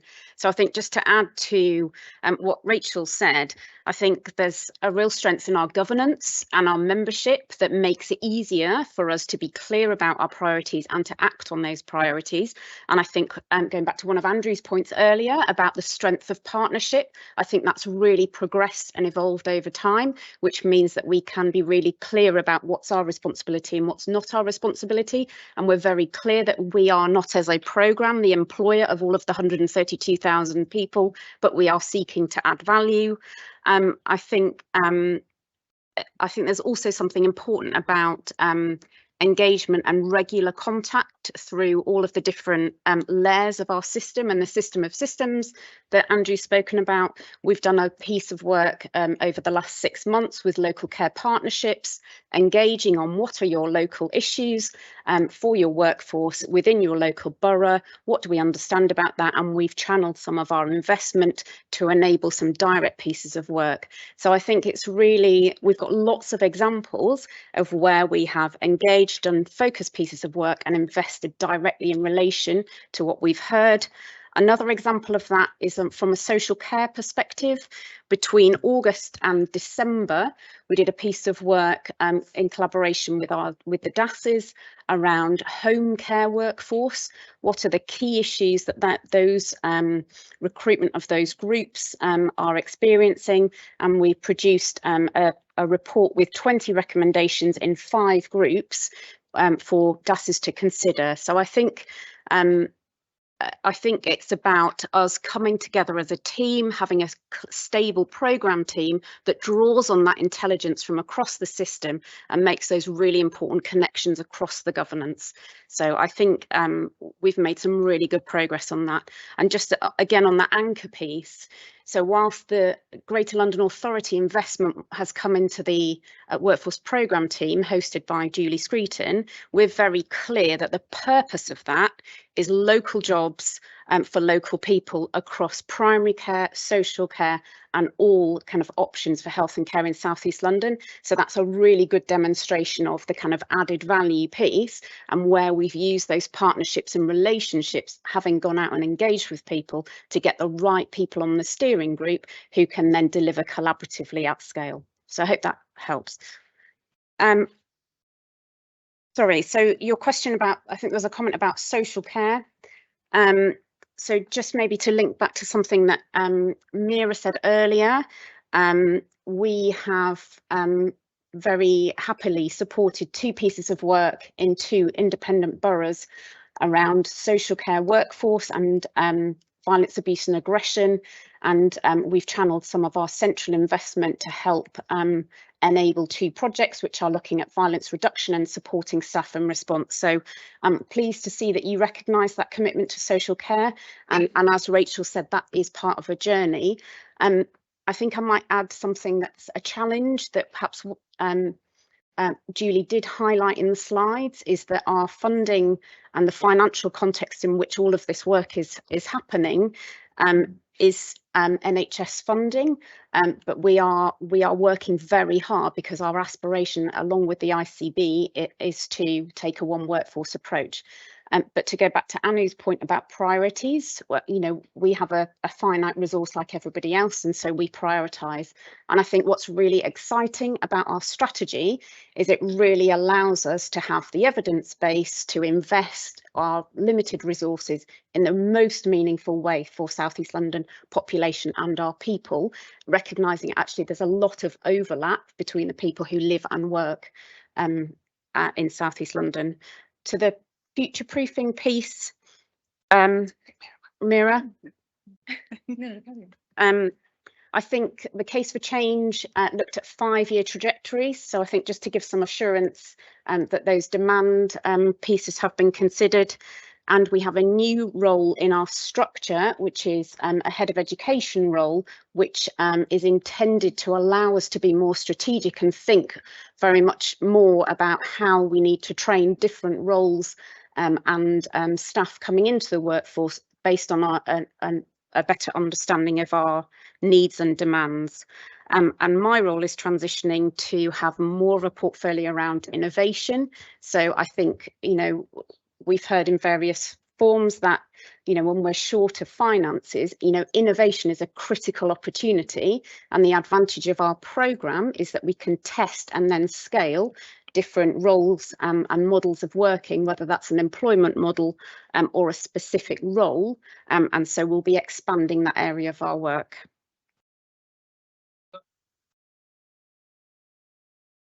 Colleagues that need to get back in. I don't want to lose Peter's point about the voice of the workforce. So I'm going to come back.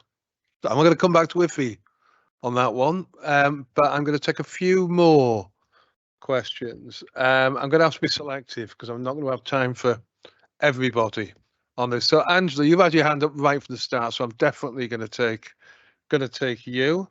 I'm looking. I've got a few people that have spoken before, so I'm going to try and get people that haven't as best I can. So I got Kerry there. Is there anyone else that? Oh, James, sorry. So apologies to those of you who also want to speak, but I'm trying to be good. Angela. Thank you. No, that's fine. So thank you very much. It's very comprehensive, and you know, I think you can't. It's impossible to cover everything. So a question really, in terms of the work that's been, the money that's been secured from the GLA, you described how it's working with each of the boroughs, but I just wonder if it's if people in the boroughs would know how to access that. I think it's a health and care hub, and I'm not sure that maybe it's something to do with communications around some of that. And is it for school leavers? Is it for people who are already in colleges and that kind of thing? So I'd be grateful to know a little bit more about that. Second point I want to make is that there's a lot of work now going on which are about integrated roles, which are about people coming out of the hospital, working in the community, working between communities, just the whole neighbourhood agenda really. And it just feels that there's a little bit missing here about that approach to those integrated roles and working in neighbourhoods. And I suppose on behalf of my colleagues, we have a PELS meeting every week, and it might be good to have a joint discussion about the wider aspects of what we're doing. I hope that's agreed. Oh, yes, they look at it as though they agree. Thanks. Acronym alert, by the way, PELS is to place executive leads. Okay.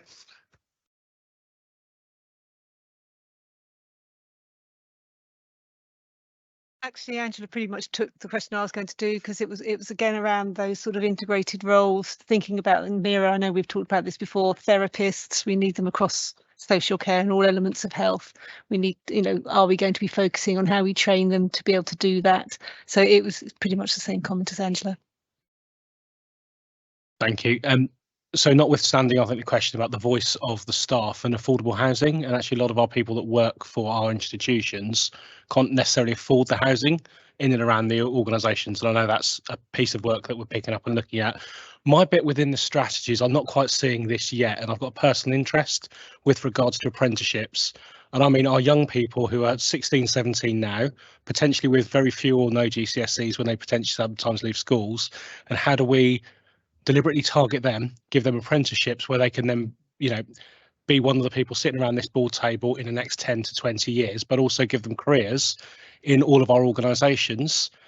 Because we've got a workforce gap, and actually I think we've got a lot of young people that could fill that workforce gap, but I don't see us deliberately targeting them when we talk about apprenticeships. We do use apprenticeships a lot, but actually it'll be nice to see what sorts of ambition we've got to bring young people into our workforce for the future. Right. Okay.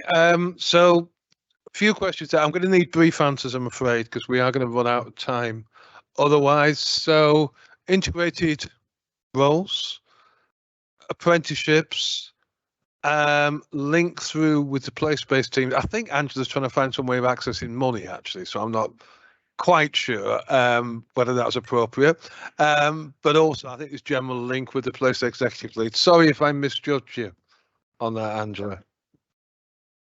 And then Iffy at the end is going to come back on the voice of workforce, I think. Thank you. Lots of questions there. I might just put in a comment about what voice of workforce as well. I mean, this is something that's been really integral to all the design of the work within the people board. So all the discussions have really revolved around how do we make sure we're hearing from staff across the patch so that we actually know what we are designing. And some of that comes through the form of the people who attend. So the Health and Wellbeing Board, for example, has got nurses, doctors, therapists, psychologists, etc., that are part of it, that are speaking on behalf of the various groups that they represent. That's a really effective way. And similarly, in terms of the governance structures that Becky mentioned earlier, we're also looking at things like the STOP survey. So the survey results that have now come out, that provides a really good indicator of what our staff are telling us, and therefore what should be the priorities for the next year and the years ahead. So there is a active program in terms of how we have those discussions in those various groups to make sure that the programs that we decide to prioritize are the ones that our staff will actually value. And in terms of the wider discussions around integrated models, etc., that has definitely been that's the focus of the health and care board, the hub that will be set up.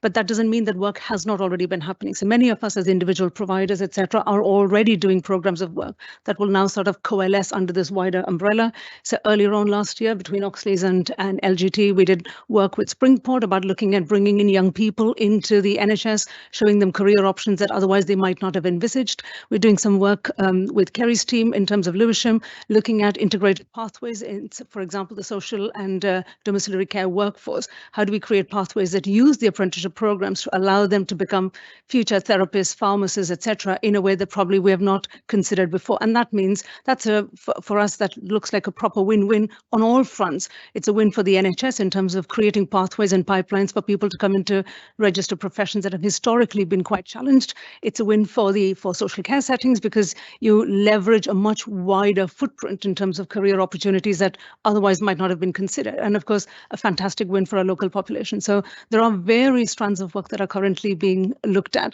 probably not all captured on the slides, but I think that is something that will come through in the next iteration, where you will see more of these programs that will be coming through. Yeah. So I think Mira has picked up on some of the points, but just on that final point about what's in the strategy, we need to send stuff out to people. These were just 7 or 8 slides, so we couldn't have captured everything.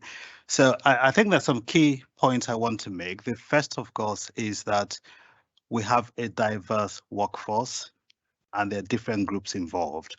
And of course, it's been said already that the NHS appears to have the most advanced structures and systems. And so what we try and do is to identify where there are challenges, for example, amongst our hospice colleagues, for instance, and support them by providing them the infrastructure, the expertise, whatever it may be.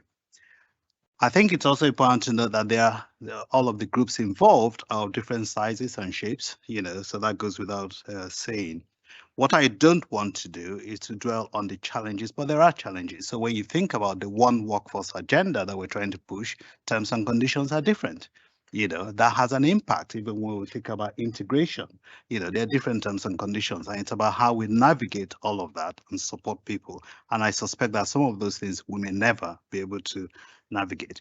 So we haven't talked about apprenticeship, but I don't think there's any part of the workforce currently that's not thinking about that, and I'm glad that Mira has mentioned the graduate scheme, which is one that I'm particularly excited about. And in fact, when one thinks about HEE's involvement, it's about how do we move away from doctor, nurse, OT, physio, etc., and think about graduates who may be able to contribute to the workforce and perhaps band them differently. So there's quite a lot going on in this space. It's difficult in 30 minutes or 8 slides to convey that, but welcome the challenge, welcome the questions, many of which I've written down and we'll kind of share. And then the final thing on the voice of the workforce, Mira has addressed, the NHS has a staff survey, but others don't. So it's about how do we help others to begin to think about getting feedback from their staff to then help us shape the agenda going forward. Thank you. Thank you very much, Ife and colleagues. Apologies to colleagues who wanted to come in with comments and questions, but we could spend hours and hours on this agenda. And what we do need to do is probably bring back some focused time on individual parts of the strategy to future meetings. But at the same time, I would sort of commend the comment from Angela about really trying to get maybe something at the place executive leads meeting as well, so we can sort of directly talk to places. Thank you for your time. And say once again, apologies for colleagues that I couldn't find time for. Thank you. At that point, I believe I move over to you, Tosca, on the Equality, Diversity, Inclusion report. Now, we've sort of had quite a discussion about the importance of equality, diversity, inclusion when we looked at access to services, but it's also important to us clearly within our organisation itself. So, Tosca, can I hand over to you to introduce the report? Yes, thank you. That's fine, thank you. So I think you've got in your packs the paper that summarizes the work and how we approach EDI within Southeast London. I think it's fair to say that we've made significant progress since establishment from the 1st of July. We've got matrix working approach applied across our ICB, and in the pack you've got a diagram that shows you all the matrices that we work under. We do have really big ambition plans around EDI. So, for example, we've relaunched our equalities subcommittee, and we've expanded representation to have colleagues from the boroughs around the table as well. We also work alongside that. We also have to make sure that the ICB remains compliant against existing and future statutory duties. And to that end, I'm grateful for both colleagues that approved the gender pay gap and the equalities reports that we had to take via online, and for your support in getting those approved and uploaded onto our website by the statutory date of the 31st of March. In terms of the governance, I thought it would be good for you to show you how we actually manage EDI. So in the paper, you've got a structure that outlines how we have oversight across EDI for our organization, and you will see that it links in with all the 6 places as well. But I also want to pick up the point that my colleague Rachel at the back made on our close working with the wider ICS. As Rachel's already said, she chairs the ICS EDI group, of which I'm a member, and we work really closely around that. We're doing a lot of exciting work around the social movement element, and that you referred to earlier on. We do have our equalities delivery plan, and it continues to underpin all our equalities work that we are currently working on. And I'm pleased to say that in all aspects of it, we continue to meet and sometimes exceed all those target areas that we want to do. I think often when people talk about EDI, they think about people that look visibly different. What I'm really keen to do within our organization is to make sure that that isn't just what plays out. It's about everybody who's got all that falls under all the protected thank you, couldn't speak English for a second, characteristics. So we've got our staff networks in place. We meet with them on a monthly or bi-monthly basis. We've got our Race Equality Forum that has now moved into an Equalities Forum, to the point that I'm making, that is about everybody who needs more support in terms of equality. Paragraph 1.12 shows you all the reporting requirements that we're required to make, ranging from March right up until August. And as already said, you've already signed off on our public sector equalities duty. In terms of the WEDES, again, that's a report that's gone out to the board. We've also, and has been signed off, which we were not really required to do as an ICB, but we were ahead of the pack, if you like, and did the work. So again, that's another good thing that for us to have done. I'm not going to go cover any of the other areas, because as I've said earlier on, Richard, in terms of the gender pay gap, it's already been through the board and approved, and I'll take questions, mindful of time. Okay, you finished just at the point I put biscuit in. So, Anu, Paul, David.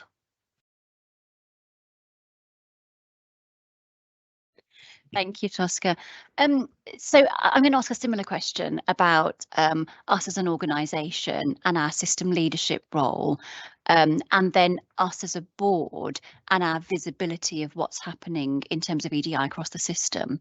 So for me, it feels like we're not, I mean, I was really pleased with the governance map, because that did help, but I wouldn't feel hand on heart that I could articulate what our individual organisations are doing around radically addressing, given our communities, the workforce issues. So, you know, significant research shows that things like a just culture in all organisations, tackling bullying and harassment, the social movement elements that we've heard already, but that awareness that racism and other forms of inequity are detrimental to health outcomes across our patch.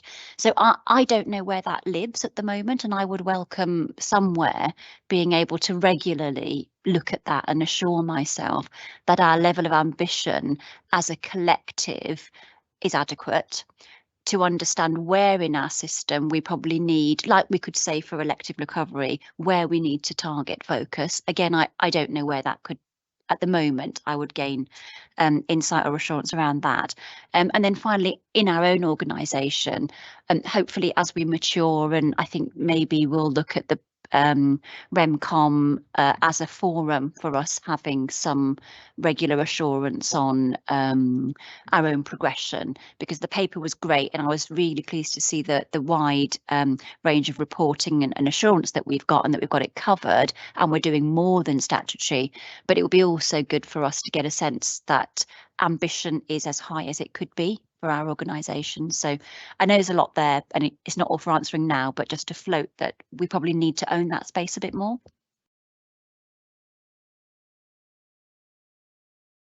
Yeah, thank you, Chair. And perhaps building on Anu's point, I think, first of all, Tosca, thanks for your leadership on this, and it's really good to see it brought together in one place in the way that you've done it.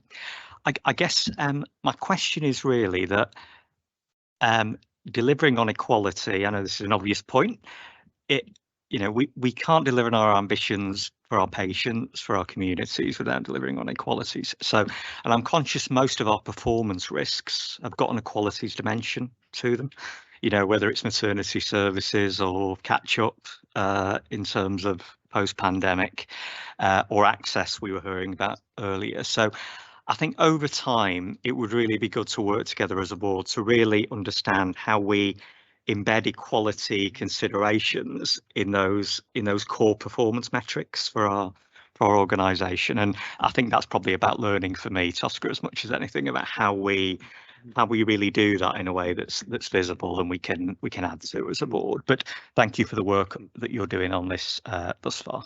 Thanks, Chair. Thanks. Some really good points that Anu and Paul have raised, because apart from this, there's all of our organisations have got strategies around this, and I guess there's some of it is us holding each other to account about what we do on that. So I mean, we've got a central to our strategy in mental health about eradicating some of the structural racism that there is in mental health system. So as I thought that was a good point, but what I wanted to ask Tosca around it is, you know, we said that the ICB, we've developed an anti-racism strategy. I guess it's just a bit more about understanding and maybe afterwards, but just what that strategy needs to aim to achieve, and what are the big things that we've seen as part of that development of that strategy. And it's a big question to ask now, but so I'm happy to get some things afterwards on that. So, oh, sorry, Clive. Sorry, just Mr. Chairman. So it sort of follows on a little bit from Paul and David. So basically, it's what I mean, it's terrific. I mean, and we're clearly doing lots and lots of stuff. But what key metrics are we going to use to know whether we're being successful or not? And to some extent, because we are the ICS, ICB around this table, how are we going to deal with outliers? A little bit to Anu's point. So I've got Iffy now, Tosca. Believe me, my question would help actually. So I think it's useful to bear in mind that Tosca's paper is about ICS staff. Many of the questions that colleagues have asked sits within what we were talking about earlier about the people's strategy and the fact that we've got an EDI group.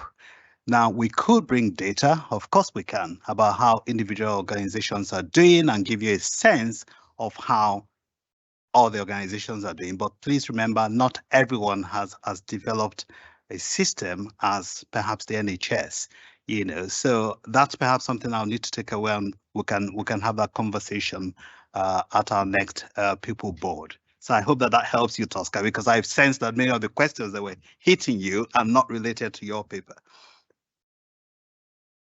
Incredibly helpful. I don't know how Rachel ended up in this room, but I'm so grateful she's here she's here to hear all of that. So you're absolutely right. All the questions around Anu on the ICS workforce, how you need to be cited on, sits within that conversation, and we'll take away and see how we can bring it. The question around EDI and elective and the performance, I think, ties into the work around addressing health inequalities overall. So again, we need to go away, maybe speak to Sarah and John T and Toby around how we can bring that into here, so that you can see how performance is linked into addressing health inequalities. The anti-racism strategy, you won't believe this, but actually we had clients to come and brief the board on the strategy. We were ready to launch it, so we'll come back on a board development session with a launch around it, so you will have all the detail. This, isn't it? You've got to get all the timing right. Sorry, John, you wanted to come in as well, and then I'm going to pull this together. Oh, I thought you were putting your hand up to say you were going now, if we. Okay, John T, and I will let you say one thing. Thanks, Chair. So just very briefly, I think it's just to add to Tosca's point. This is very timely because we are having an active conversation around the corporate objectives that we're going to develop, and this is very much one of them.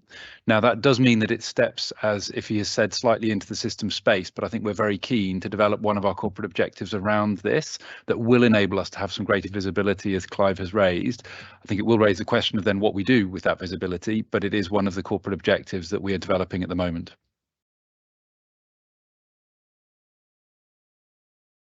Thank you, Chair. So my point was one that I hope can be borne in mind when we get to the BAF, because in the BAF, we talk about tackling inequalities in access, experience, and outcome. But when I look at the corporate objectives in there, it's a bit like we've just put all the priorities in there. There isn't anything clearly that articulates what we're going to do to then tackle this from a user's point of view. So I thought I'll put that in for colleagues to bear in mind. Okay, we will hold that for when we get on to. I just think that I just want to pull a little bit of this together, because I think on one of the issues always when we get into the equality, diversity, inclusion agenda is there's a danger you wrap lots of things together on this. So let's be clear, we have got a role as an ICB that directly employs people, and we have got a job to do for that, both legally and one we wish to do because it's the right thing to do. We've then got a job around this as a system, which brings in all the other employers within this system, which sort of sits with the work the people board are doing. We're addressing sort of Clive's question, to some extent, actually, Anu's one about the degree of ambition. That then comes in some of the things that Andrew also raised about our governance. How do we assure ourselves that we have the right level of ambition in each of our individual institutions and that we are delivering on that? And then we have another agenda, which is about access to our services. Where also we need to focus on quality, diversity, inclusion, which basically gets into the sort of areas our colleagues from Bexley were discussing right at the start of this meeting. Now, all three of those things are important. They're all things that we're responsible for, but we've got to some extent compartmentalize and think about how we deal with them individually, because I don't really want all of this to sort of land on Tosca having to answer a question on it, but important points to raise. Now, I am going to move on the agenda now, as I am hopelessly behind time, I'm sure, on this. I'm going to ask the committee report session to be relatively brief, in that I will ask Tosca just to bring to people's attention the fact there are decisions that we need to agree as a board that have come through the committee structures. I don't think we need to repeat all of them, but I think we just need to make sure that people are aware of them and agree with them or disagree with them. I'm going to take each of the reports then from the committees as being read. So I'm not going to ask the chairs of the committee to give us a brief summary of it, because you've had a chance to read them. I will just go to straight away, are there any questions on the report? So anything on the decisions you would particularly wish to draw out, Tosca, or can I just ask people to agree or disagree the decisions that... I think the decisions, I'm sorry. Oh. The decisions that have been made to be drawn to the board's attention are set out on the front page of the document. So in the interest of time, I won't rehash all of them. The only one that I specifically wanted to raise, because it's not clearly articulated, is in relation to the recommendations from SADC, which is set out on page 19, I think, on the reappointment of Dr. Nancy as an LCP. I just want to get the wording right. Approve the extension of Dr. Nancy Kutanan into the LCP co-chair role for a further year. The other ones are all clearly set out on the front page, and the board is aware that we circulated all the relevant documents, and it's been through all the committees anyway. So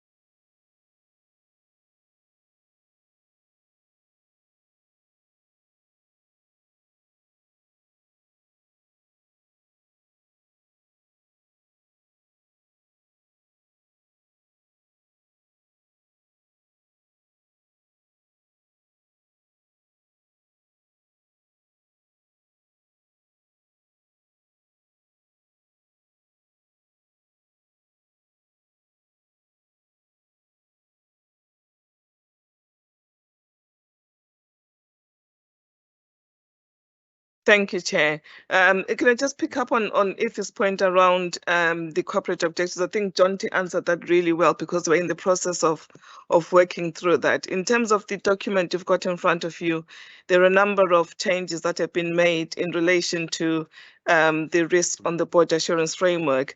The only one that I wanted to draw your attention to was the one in relation to performance and the impact that industrial action may or may not have had, and the discussion that was had at the Planning and Finance Committee, resulting in the committee specifically requesting that it remains as it is.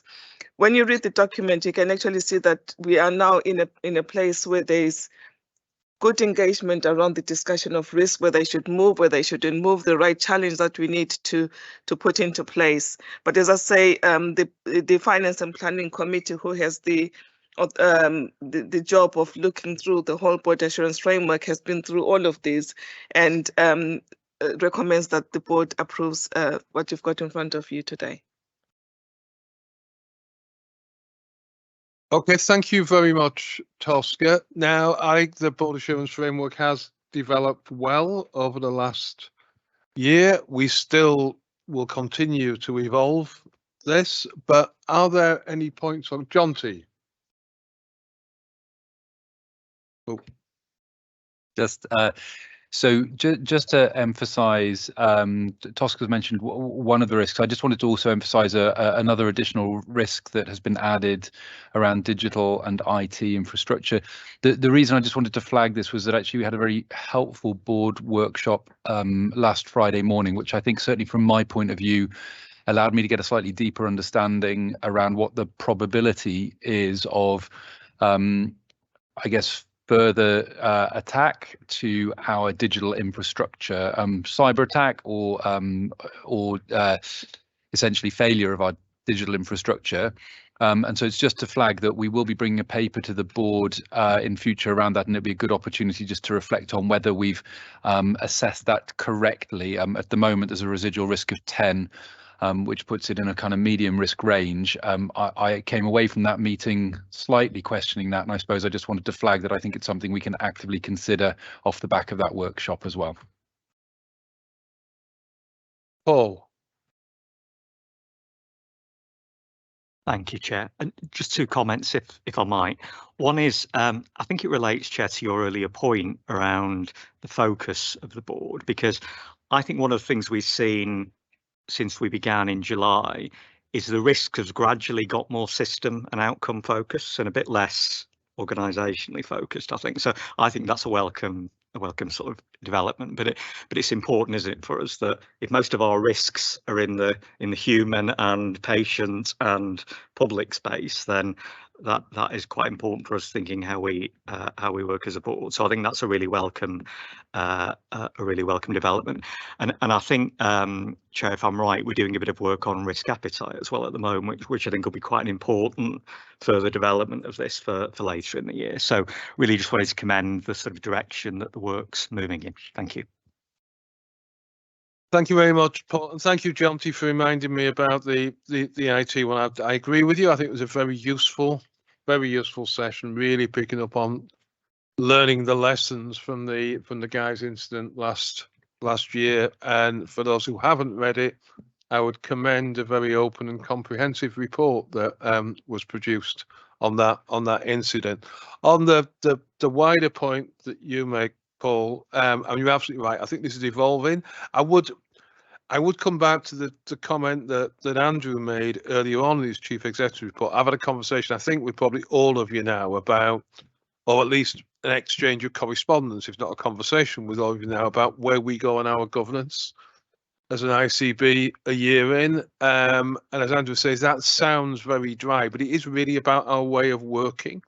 Yeah, how do we really both lead and assure as a board, and don't duplicate what others do or crowd out any leadership function by an over focus on assurance type functions. And I think there's nothing for us to be ashamed of less than a year into our existence that we haven't got this right yet, but we are going to come together as a board, I hope pretty soon, to try and sort of thrash through the next stages of that. But in the meantime, thank you to Tosca and the team for keeping us honest on this. And sorry, my final point, which I must constantly say on this, is the board assurance framework is there to help us do our job. Yeah, and we've got to think about it always in that context. It's not a thing we've just got to do. It should help us focus our attention, say where are the things where, yeah, we really need to spend more time and attention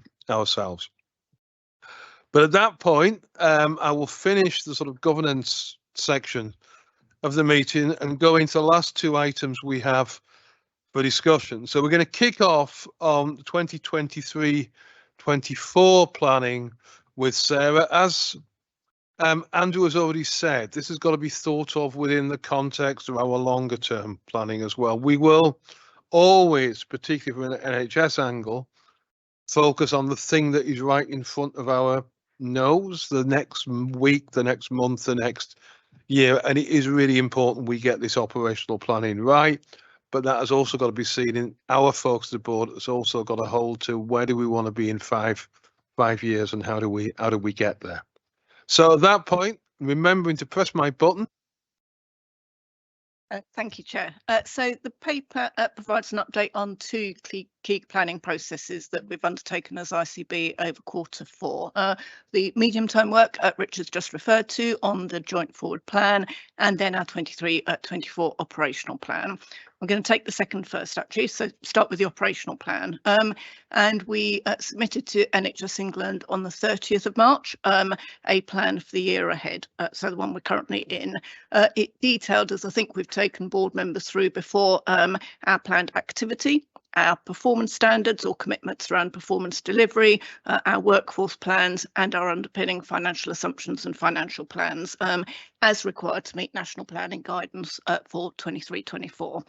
I think kind of key messages, and hopefully it comes out in a quite detailed table of all the targets in the document, that for operational performance, so for example, I mean accident and emergency targets, our plan shows significant compliance. So we're largely compliance against the standards set nationally, which are pretty challenging, I think, in terms of a step improvement for the year and expected improvement that systems will make.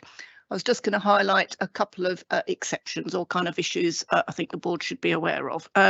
So first relates to the 65-week maximum wait that's been set for March 24 for patients on elective or planned care waiting lists.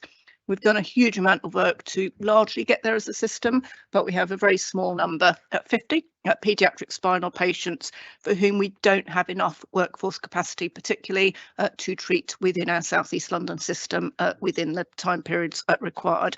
So we're currently working with regional and national colleagues to look at whether there are wider workforce support or solutions we could expedite from outside of South East London. Second key area to mention is a couple of mental health long-term plan targets. So the aspiration is systems move quickly to secure mental health long-term plan ambitions. We have said for two key areas, it's going to take us longer than 23-24 to get there. So the first is around the elimination of placing patients out of area who require inpatient admission. Now, we had made really good progress pre-pandemic on this one, pretty much eliminated that issue, but with increased demand, we can't keep up with bedded demand. So we are planning a really big reduction, over 50% during 23-24, but we will not get to the point of having eliminated any need to place patients out of our system. And then the second one is around perinatal mental health, where we set a clear numerical access targets of the number of patients that we should be putting through or providing access to. We're on a steep increase trajectory there, but again, we will not meet the full long-term plan target there within 23-24. And then last key area to note as a risk, although our plan is compliant, is around activity. So we've been set a very challenging target of 110% of pre-COVID activity to secure over at 23-24.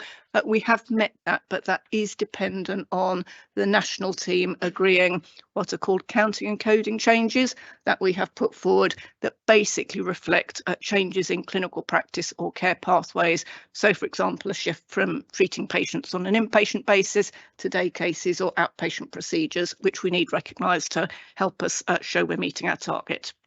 Other than that, the paper does detail all the key targets, which I won't draw out other than just to reinforce again the large number of compliant areas. On finance, we have struggled to secure a plan for the 30th of March that got us to a break-even position, which is the national expectation. All systems are at a break-even. And I think probably just worth highlighting some of the context and why that has been so difficult for us to get there for the end of March. So we have quite a challenging carry forward position in terms of the outturn and the recurrent gap we have from 22-23 going into 23-24. We have a whole range of new cost pressures, including excess inflation to manage in 23-24. We have already built into our plans quite a big productivity and efficiency and cost improvement plan ask around 4.5% of spend within our providers. And we're trying to juggle making sure we've got enough capacity workforce infrastructure to deliver the targets that have been set for us. So quite a tough ask in the round. As the paper says, our 30th of March submission showed a gap to break even at that point of just under £100 million. We are continuing to work on it as a sort of key area of our plan we need to keep going at. And we have had a number of further within South East London discussions and with regional and national teams to look at opportunities for improving our position. So positively, we do expect and will improve our position over the next few weeks with the aim of getting to the best possible position on the money by the time we make our final submission. I think finally the paper highlights the work on our joint forward plan, which Andrew referred to earlier. We have today published it. It is in draft form and we will engage, including some public engagement events and borough-based events to meet the deadline of finalising that for the 1st of July. It is a medium-term look, and it covers all key areas of ICB responsibility. So it is long. It's a long read because it starts from a bottom-up build. It includes 6 borough-based plans developed by our local care partnerships aligned to their health and wellbeing board strategies. It considers all our key care pathways, so urgent emergency care, maternity, mental health as an example, and all our key enablers, workforce, digital, estates, you'll find it all in there. And we have tried to kind of cross-reference across them all, but it's quite a complicated set of sections. It describes our ambition and our objectives and our priorities for the medium term, but it really then focuses in on our 23-24 priorities. So there's a direct read across into the operational plan I've just described as well. So I hope helpful update, just a couple of kind of milestones or deadlines to highlight. So we have not yet made our final operational plan submission. The national deadline is the 4th of May for that. So that enables us to spend 3 more weeks or so working on the money, refining anything else we need to for that final plan submission. And equally, as I've just said, the post-engagement finalising of our joint forward plan on the 1st of July.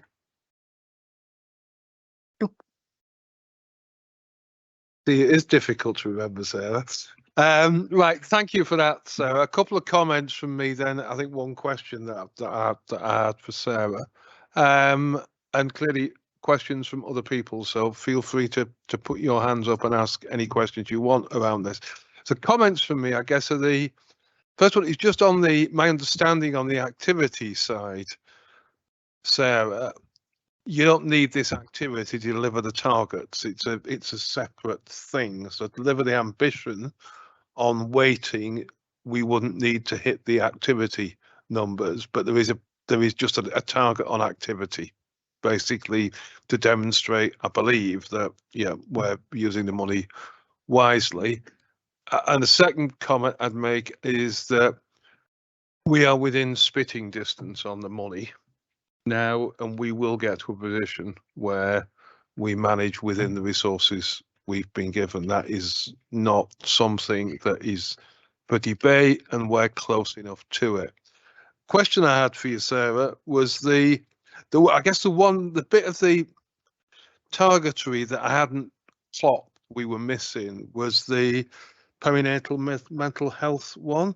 And I would just be interested in why on that. I could sort of get the capacity thing on the out of area stuff for mental health, and I get the 60 odd weeks thing on very complex stuff with children.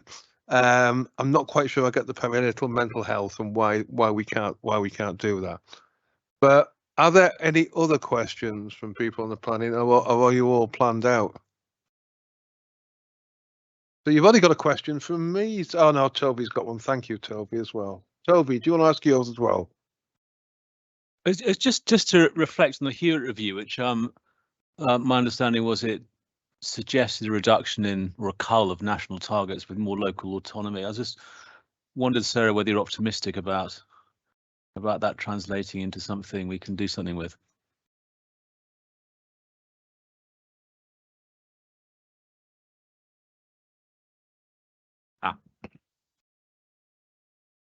Right. Okay. So just your activity point. You are right. There is no correlation or direct link between our activity target and what we need to do to meet the 65-week weight maximum weight, as in the two aren't linked. You can't say this is what you need to do to reduce a backlog and therefore you need 110% of activity. Having said that, we are meeting our activity and just about delivering the 65-week weight. But within our activity plans, we also have to take account of urgent work, cancer work. So a whole lot goes into that activity plan, not just our long waiters. In terms of the perinatal mental health, I mean, it may be my mental health colleagues want to come in here as well. I think some of these long-term plan mental health targets are a bit strange. They're not like maximum weights. You have a percentage or a threshold. It's an arbitrary number. So we've been set a number of, I don't know, 2,500 and something. We have quite a low activity baseline at the moment. We have assumed a 40% increase in capacity and activity. But I think some of the mental health ones with just an arbitrary number as a target for a population is fundamentally a bit difficult when you then look at delivery. What I can say is we have a significant improvement and a lot of work within our mental health providers around kind of improving our perinatal mental health offer, but also outcomes, which is really what it's all about. I will just check if David wants to add. And then the Hewitt review. I've been too busy planning to think about that, I'm afraid. I'll believe it when I see it, but I haven't seen, well, it may be a bit too early to see any changes at the moment, but it doesn't feel like we'll see a short-term significant change, Toby. I probably just say on that the government has not yet responded to the Hewitt review, so we'll have to wait for the government response properly on this, Toby. But I'm not holding my breath on a call. I don't know, David, did you want to say anything about perinatal mental health? And I partly asked this because we had got sort of perinatal health within our strategic priorities for the integrated care partnerships. So it just felt a bit odd that we weren't hitting that.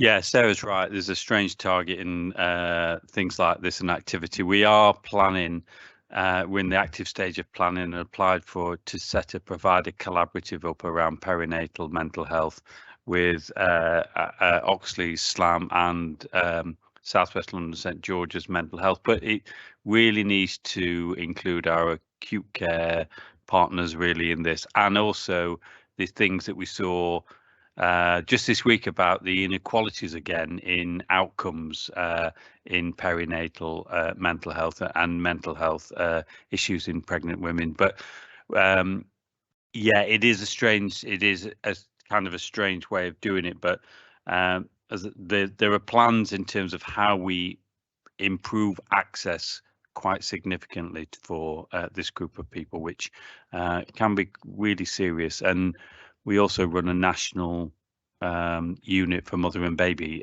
within the ICS area within SLAM. But happy to bring stuff back later in terms of the progress that we've made on that. It may well be we pick up on that again as part of the ICP strategy work around perinatal health more generally. So we sort of think about what is it we need to do rather than what a target is, and get some sort of proper system ownership of that. So thank you very much, Sarah. I cannot see any more hands up or questions on the planning front, which means I'm back perfectly onto time, I believe, again. So thank you for that.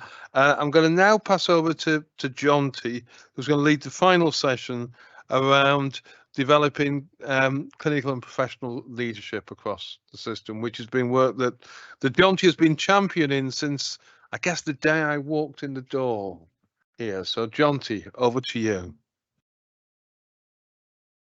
Thanks, Richard. Absolutely, and I guess there's a sort of recognised conflict of interest as a clinical leader in the whole process. But just to flag, so I'm going to talk very briefly about the paper. We've tried to cover quite a lot of ground. I'm not focusing just on the importance of clinical and care professional leadership. And one of the reasons for that is that we did start this work some time ago. And you're right, Richard, it was very much initially focused on the importance of involving clinicians and care professionals in the work that we do in our system. And of course, that's a well evidenced and really important characteristic of an integrated care system. But as we started to do some work on how we built that capacity into our system, into the programs of work, into our places, into our providers, it was quite apparent that we needed to couple that capacity with effective capability building. And as we started to think about the kind of capabilities people need to support them to step into those leadership roles, it was quite apparent that that was not limited to clinicians and care professionals. It was something that we needed to create for our system as a whole. And again, it's a pretty basic building block, I think, as we start to move towards a new way of working as a partnership in South East London, is that we're going to need people who are supported to develop those system leadership capabilities that we flagged in the paper. So I think what we've tried to do in the paper is recognise there's been progress around enhancing the clinical and care professional capacity that we have for leadership in the system, but perhaps more importantly, diversifying that leadership reflective of our partnership now. You'll remember the previous leadership within clinical commissioning groups was very focused on GPs. That is not the kind of clinical and care professional leadership that we are looking for going forward as an integrated care system. And so you'll see we've worked very hard to try and diversify the leadership that we have. But alongside that, we've built some key programs to start to enable people to work in a very different way across the system. So I think that is, hopefully helpful by way of background. In the paper, what you'll see is that we've worked really hard with colleagues, with our community of clinical and care professionals across South East London to start to develop what we think the characteristics of system leadership are. And we've identified 5 and they are called out. But importantly, it's not just about ensuring that people have those capabilities. It's also about ensuring that we create the conditions that enable them to lead.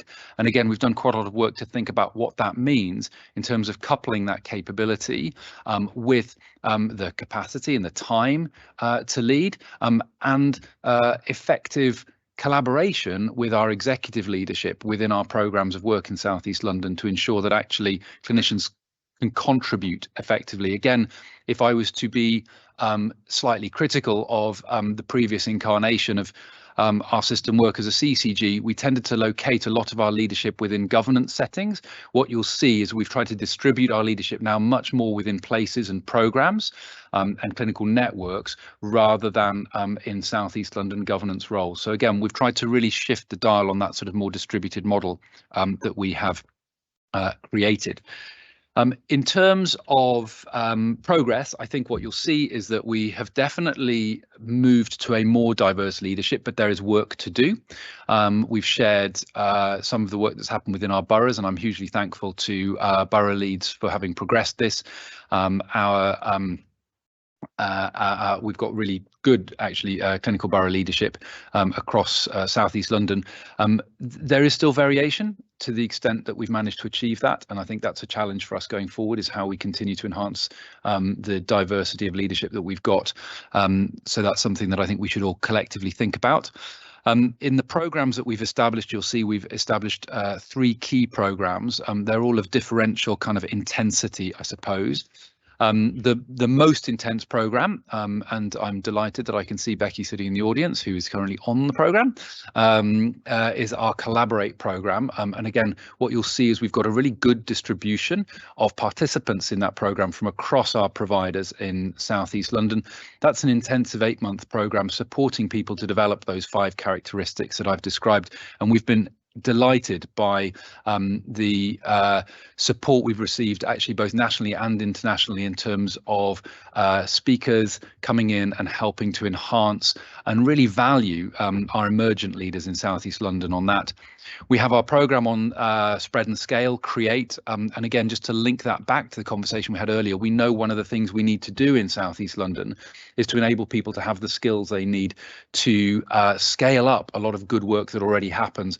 This isn't about inventing new things. It's about doing what we already know works well more consistently across South East London, and giving teams those capabilities through that academy has been phenomenally important. And then finally, we have our Connect programme, which is a broader, less intense programme supporting the development of our community, which has now grown to 400 strong across South East London. And we've just established a leadership group for that community who've set a purpose around their work to think about how they develop kinder, more equitable care. But they do that by building connection across our different organisations to progress that cross-organisational, multidisciplinary approach that we've described. And one of the first programmes they've established is a sort of build on the Walking in Each Other's Shoes programme to give people a chance to experience what it is to work in a different context and environment. So all of those programs are key. We have also recently started a conversation on Schwartz rounds at system level. Schwartz rounds we've talked about in the paper, but essentially again allow for connection across different organisations, and I think will link strongly to the work to the workforce sort of well-being piece that we talked about earlier on. We've also recognised the importance of digital leadership, which requires us to diversify our current digital leaders. So I hope that gives a bit of a rundown in terms of the work that we have been doing. I think we're really bringing this here because we're at kind of the halfway mark. We have some funding to take us through now until 2024, but we will undoubtedly need to come back to the board to look for additional investment in this work going forward. It's not a job that you can do within a year or two. It's something we'll need to invest in going forward. I suppose also the ask is for this group in particular to really try to help us champion and advocate for this work and model it wherever possible. We had a very good speaker, Göran Hendricks, who spoke to us from Sweden, works in Jönköping there, who said it's really important that you clean the stairs from the top down. And I thought that was a really important lesson for us to think about, because it's key that we all as leaders in the system demonstrate and model some of those characteristics. So there's a question for us about how we can further, I think, enhance that as a group. So I think I wanted to bring it here to ensure that you're able to see the progress we've made and hopefully able to help us by continuing to champion this work going forward.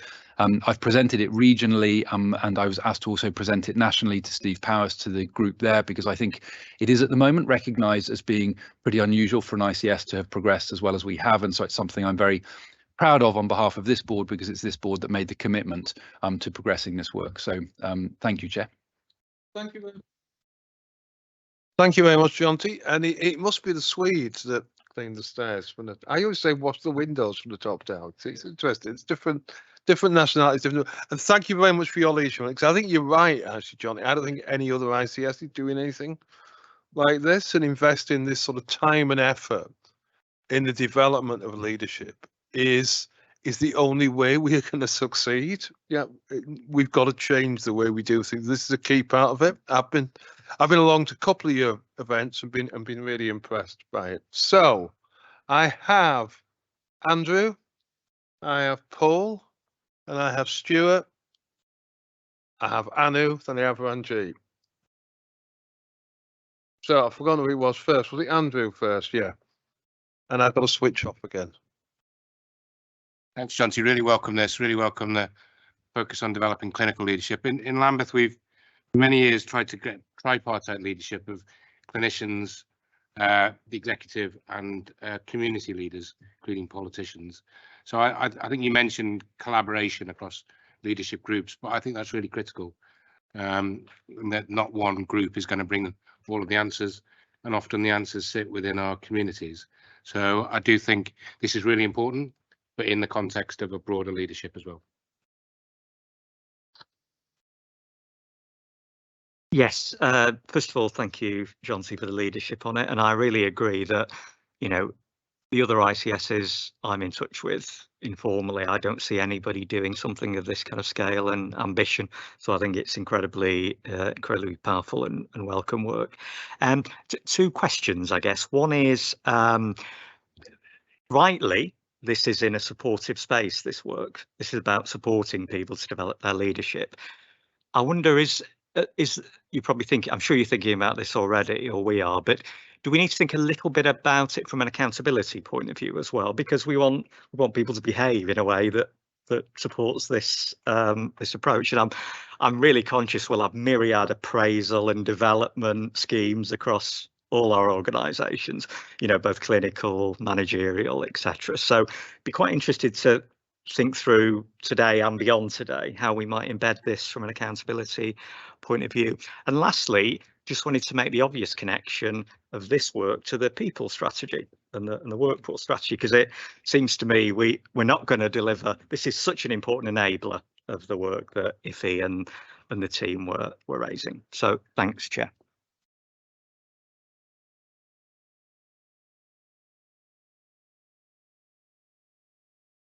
Thank you. Yeah, equally, I very much welcome this work. I think the perspective I want to bring is one of our social care managers who's done the collaborate training and the impact that's had, not just for her, but she's one of the greatest advocates for this program, and far better than me in terms of penetration with the rest of the workforce. So I mean, I think the cross-fertilization, given the people who attend that, speaks for itself. She talks about perhaps it not being in training, which is like an echo chamber. You're with other people who have the same experience, is quite limited. There's a question, I think, about how we continue to create the opportunities beyond the training, therefore, so that those graduates' lived experience day to day reflects the things they've discovered and become quite passionate about. And so we just need to make sure that that seeps into the way we do business. Thanks. I'm trying to work out how I can phrase this without becoming embarrassingly effusive. I mean, I'm quite close to the work that Jonty's talked about, especially in Collaborate, and I'd agree completely with Stuart about the difference it's making to people. So the conversations people have had just about opening up their horizons, absolutely amazing. And I think, Jonty, you're underplaying the fact that this is a space that we've completely stepped into and owned as a ICB, and others haven't. So, and it's not easy to do, and we've resourced it and we continue to resource it. So a reflection on everyone involved in that. I'd echo actually a point I've already fed into the leadership on the programme, which is we haven't quite got the link between the experience people are having in the programmes and their continuing professional development and their career progression.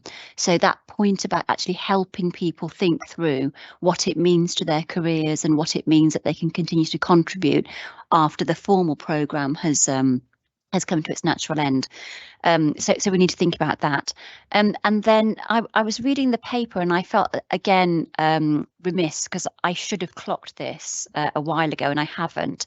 So I read it again and I didn't see the word again. I don't think we mentioned the word patient. I think we talk about population and we talk about community, but actually, I mean, I've bored people to death with this, but clinical interventions actually have to be done in partnership with the people that we're here to help, so carers and patients, for want of a better word. And I just think we don't want to perpetuate that kind of one-hand clapping. There needs to be something about clinical leadership that is linked completely to its partner, which is who we are here to work with, and, you know, experts by experience, patients as experts, and all of that. And I just think we've missed a trick if we haven't pulled it out more clearly in the paperwork and we just talk about community and population. It's a great work, Jonty, and I think there's something that, as well as growing our leadership, there's also about growing the culture that we're trying to create around integration. So it's very important that we do that. And I guess, Jonty, a question to you, and we've spoken about it several times, but around the importance of communications to this program, it'd be good to hear a little bit about that from you. Jonty, Hi, I think it's just terrific, and I think it's great that you've widened it to include all care professionals. Clearly, a lot of this is around establishing an empowerment culture within our colleagues, and I just wondered whether you thought, and we haven't spent too long actually talking about the industrial action, but it is taking up a lot of our time. I know it was mentioned earlier, but I just wondered, John, whether you thought the potential fallout from these rather unfortunate episodes which are potentially destructive and damaging and disruptive, might somehow either dissuade individuals from developing or impact on your program. You might take it in a slightly different direction. I just wondered how you thought there might be a linkage, because I think there's going to be a considerable fallout from what is happening possibly over the next several months. Thank you, Clive. So just putting together, I mean, there's a lot in there clearly that's very supportive of this, Jonty. So I think everyone sort of recognises and supports this. Some sort of particular questions, and I sort of link a little bit part of what Anu said, what Paul said, and what Stuart said about I guess Anu's approach was about really thinking this through in personal development senses, which sort of brings in the accountability for actually your own development and the support you give post training. So I think there's a group of stuff around that. There's a communications issue clearly that Ranjit's raised there. There's an interesting point from Clive around the impact here of industrial action on this. There's a sort of alternate bit to me is one of the reasons we've got industrial action apart from pay is about disempowerment and lack of, so the more we can actually focus on addressing some of these issues, the better things will be. Doesn't sort the payout, but it deals with something else. And I guess then the connection Andrew made about links to the wider community and that Anu made about the sort of patient expert by experience part of this as well. So there's quite a lot in those questions, Jonty, but let's see what you can do. And that's right. Thank you. So it's it's not a test, but thank you. Look, I mean, so I'm not going to try and answer all of those because I think some of them are just really helpful observations. I think just to comment on a couple though. So Andrew, I think your point was what we recognised quite rapidly as we started to develop this was you can't just think about kind of clinical and care professional leadership in isolation and that tripartite. In fact, I would encourage us to think about, broadly speaking, when we think about leadership of, for example, our transformation programs, that we absolutely think about coupling clinicians and care professionals, executives, and colleagues from the VCS or people who reflect the needs of our patients, as Anu said. So I do think we have to get to a place where we recognise the value of that core collaboration. I think so, Paul. I think your challenge around accountability is to all of us, to a large extent, is how might we want to build some of this in more effectively to sort of expectations that we're setting around each other and how we work, and also setting a bit of an expectation. It was, again, interesting talking to this colleague from Sweden. The whole of the board has progressed to do a master's in healthcare improvement. I'm not about to set that expectation of everybody here, but even the youngsters like you, Clive, yes. So I think there's something about how we do kind of challenge each other to recognise that we will also have ways of working that are born out of in many cases quite long careers, and are born out of many years of working quite differently to how we need to work now. And I think that means we also have to acknowledge that we will need to develop ourselves as well. We should not assume that just because we are leaders within this system, we automatically have some of those capabilities. So, and I am going to encourage those who can make it to our sort of celebration event at the end of May to come, because I'm very much hoping that participants in the course will challenge us to be demonstrating some of those leadership opportunities, but also I hope will be challenging us around that other point that I think Stuart was making, which is kind of how are we ensuring that we're then creating the opportunities for them to participate in leadership within our system going forward. And I think that's a really important challenge. And I've heard that from that group as well, because what you find if you look at other places in the world as well is that very often people are able to experience something, but it feels as though it's in a bit of a bubble. They go back to their day job and actually they're not given the level of permission and opportunity that they need to be able to lead. So I think there is something that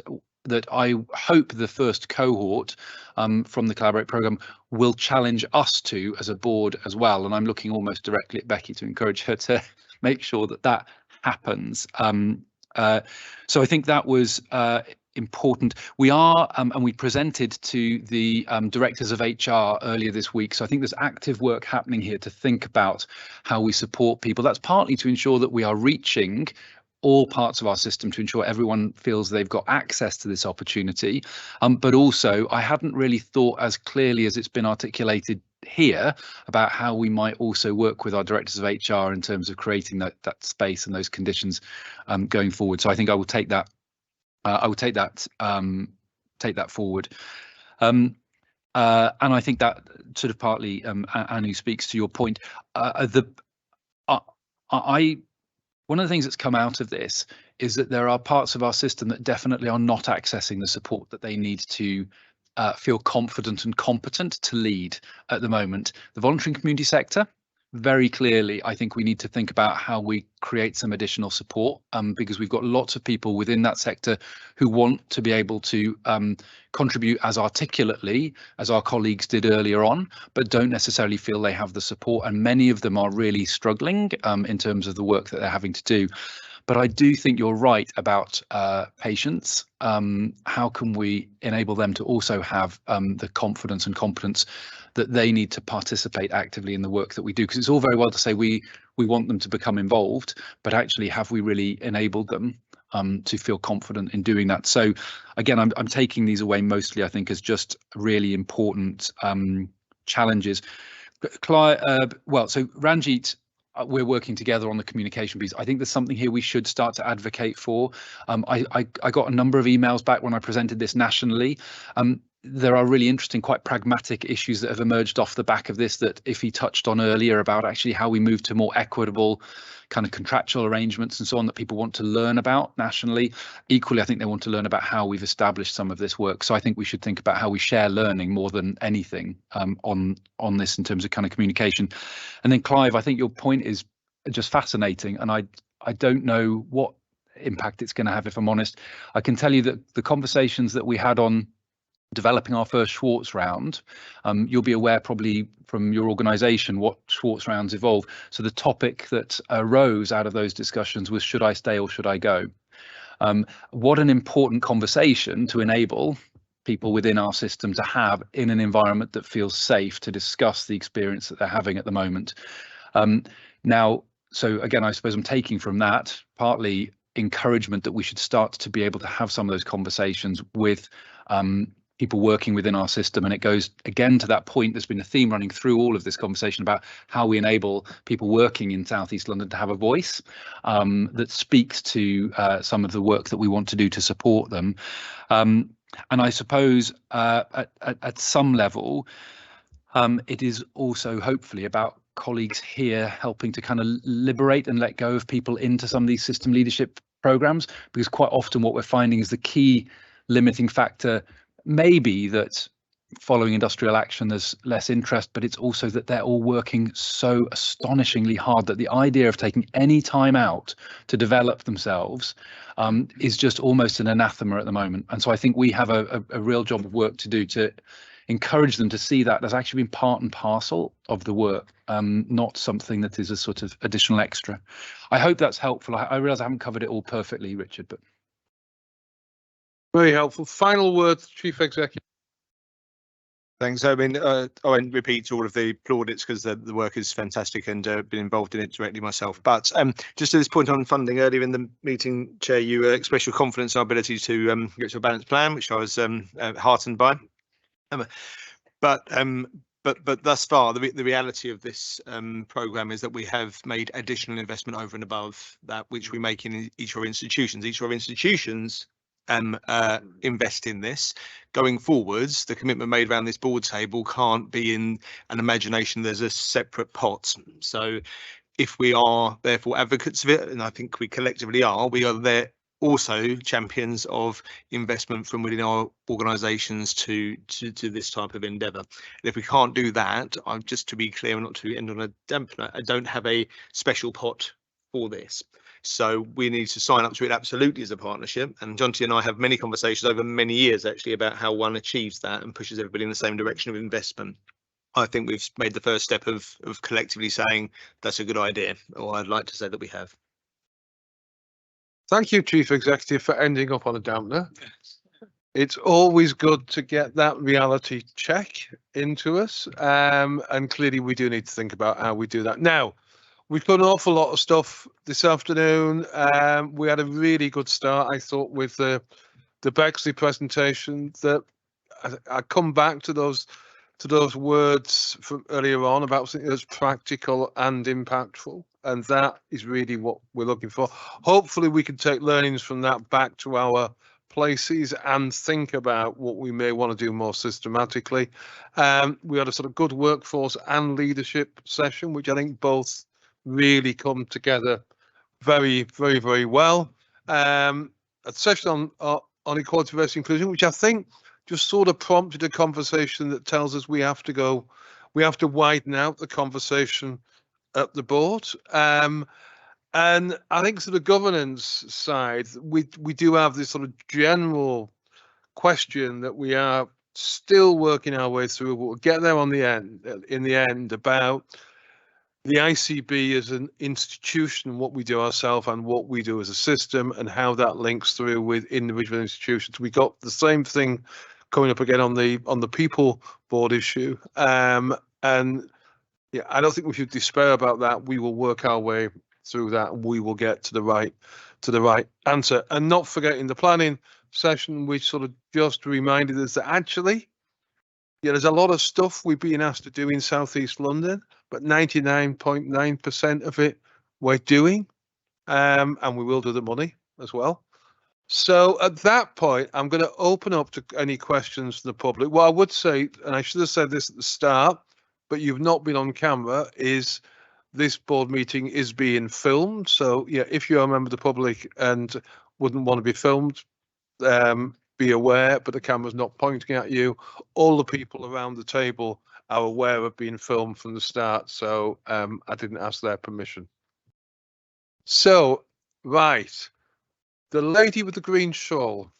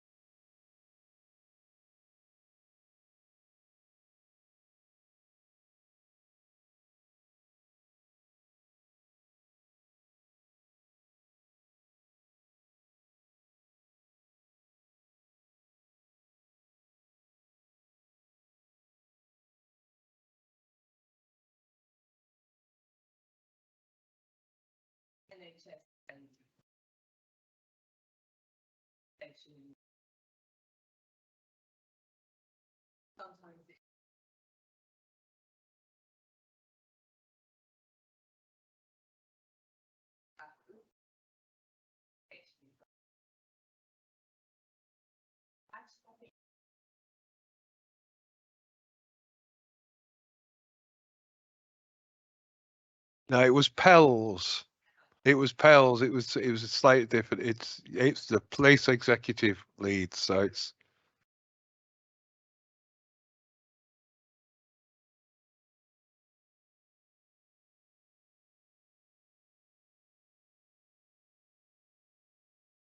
Yeah.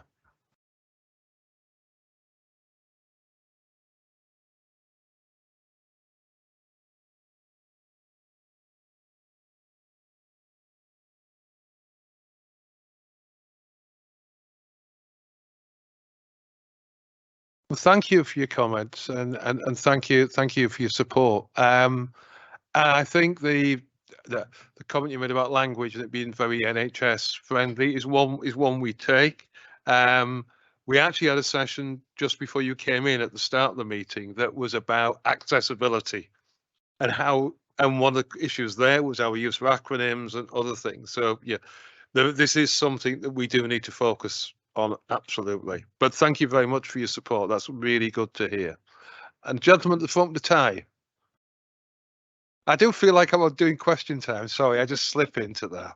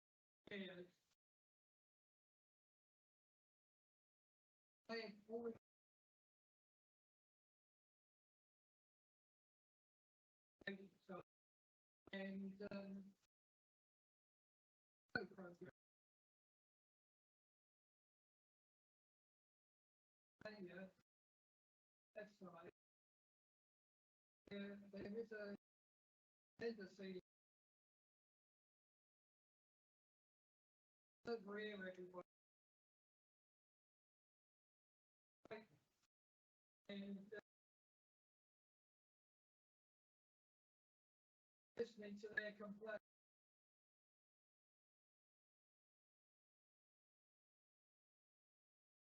And also, that's not confidentiality.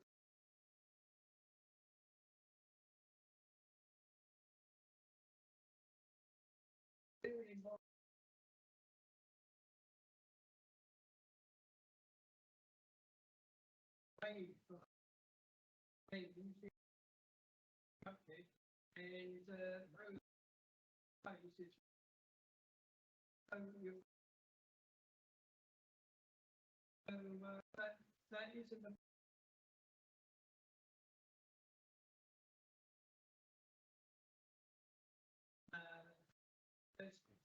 at least I can put.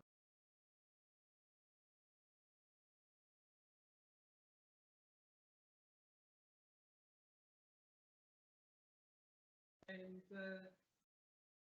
this I found the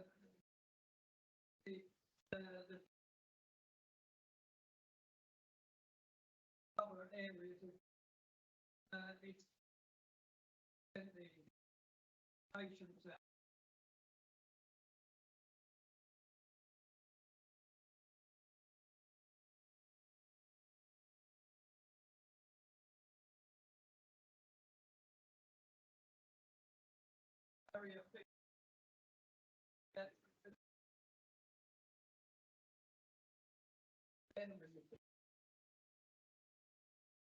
Well,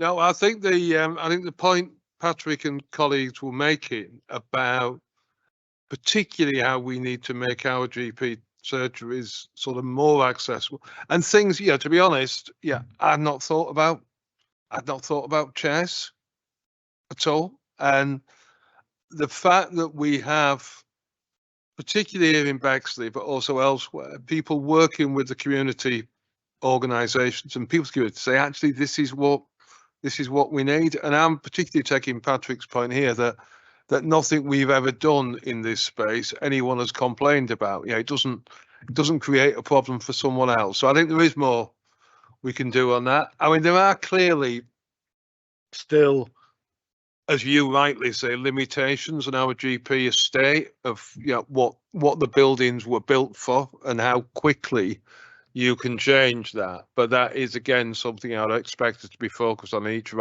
our places. So thank you for your questions. Of course you can.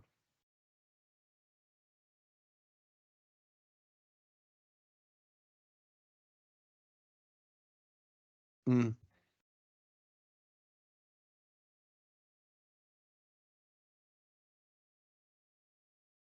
Yeah.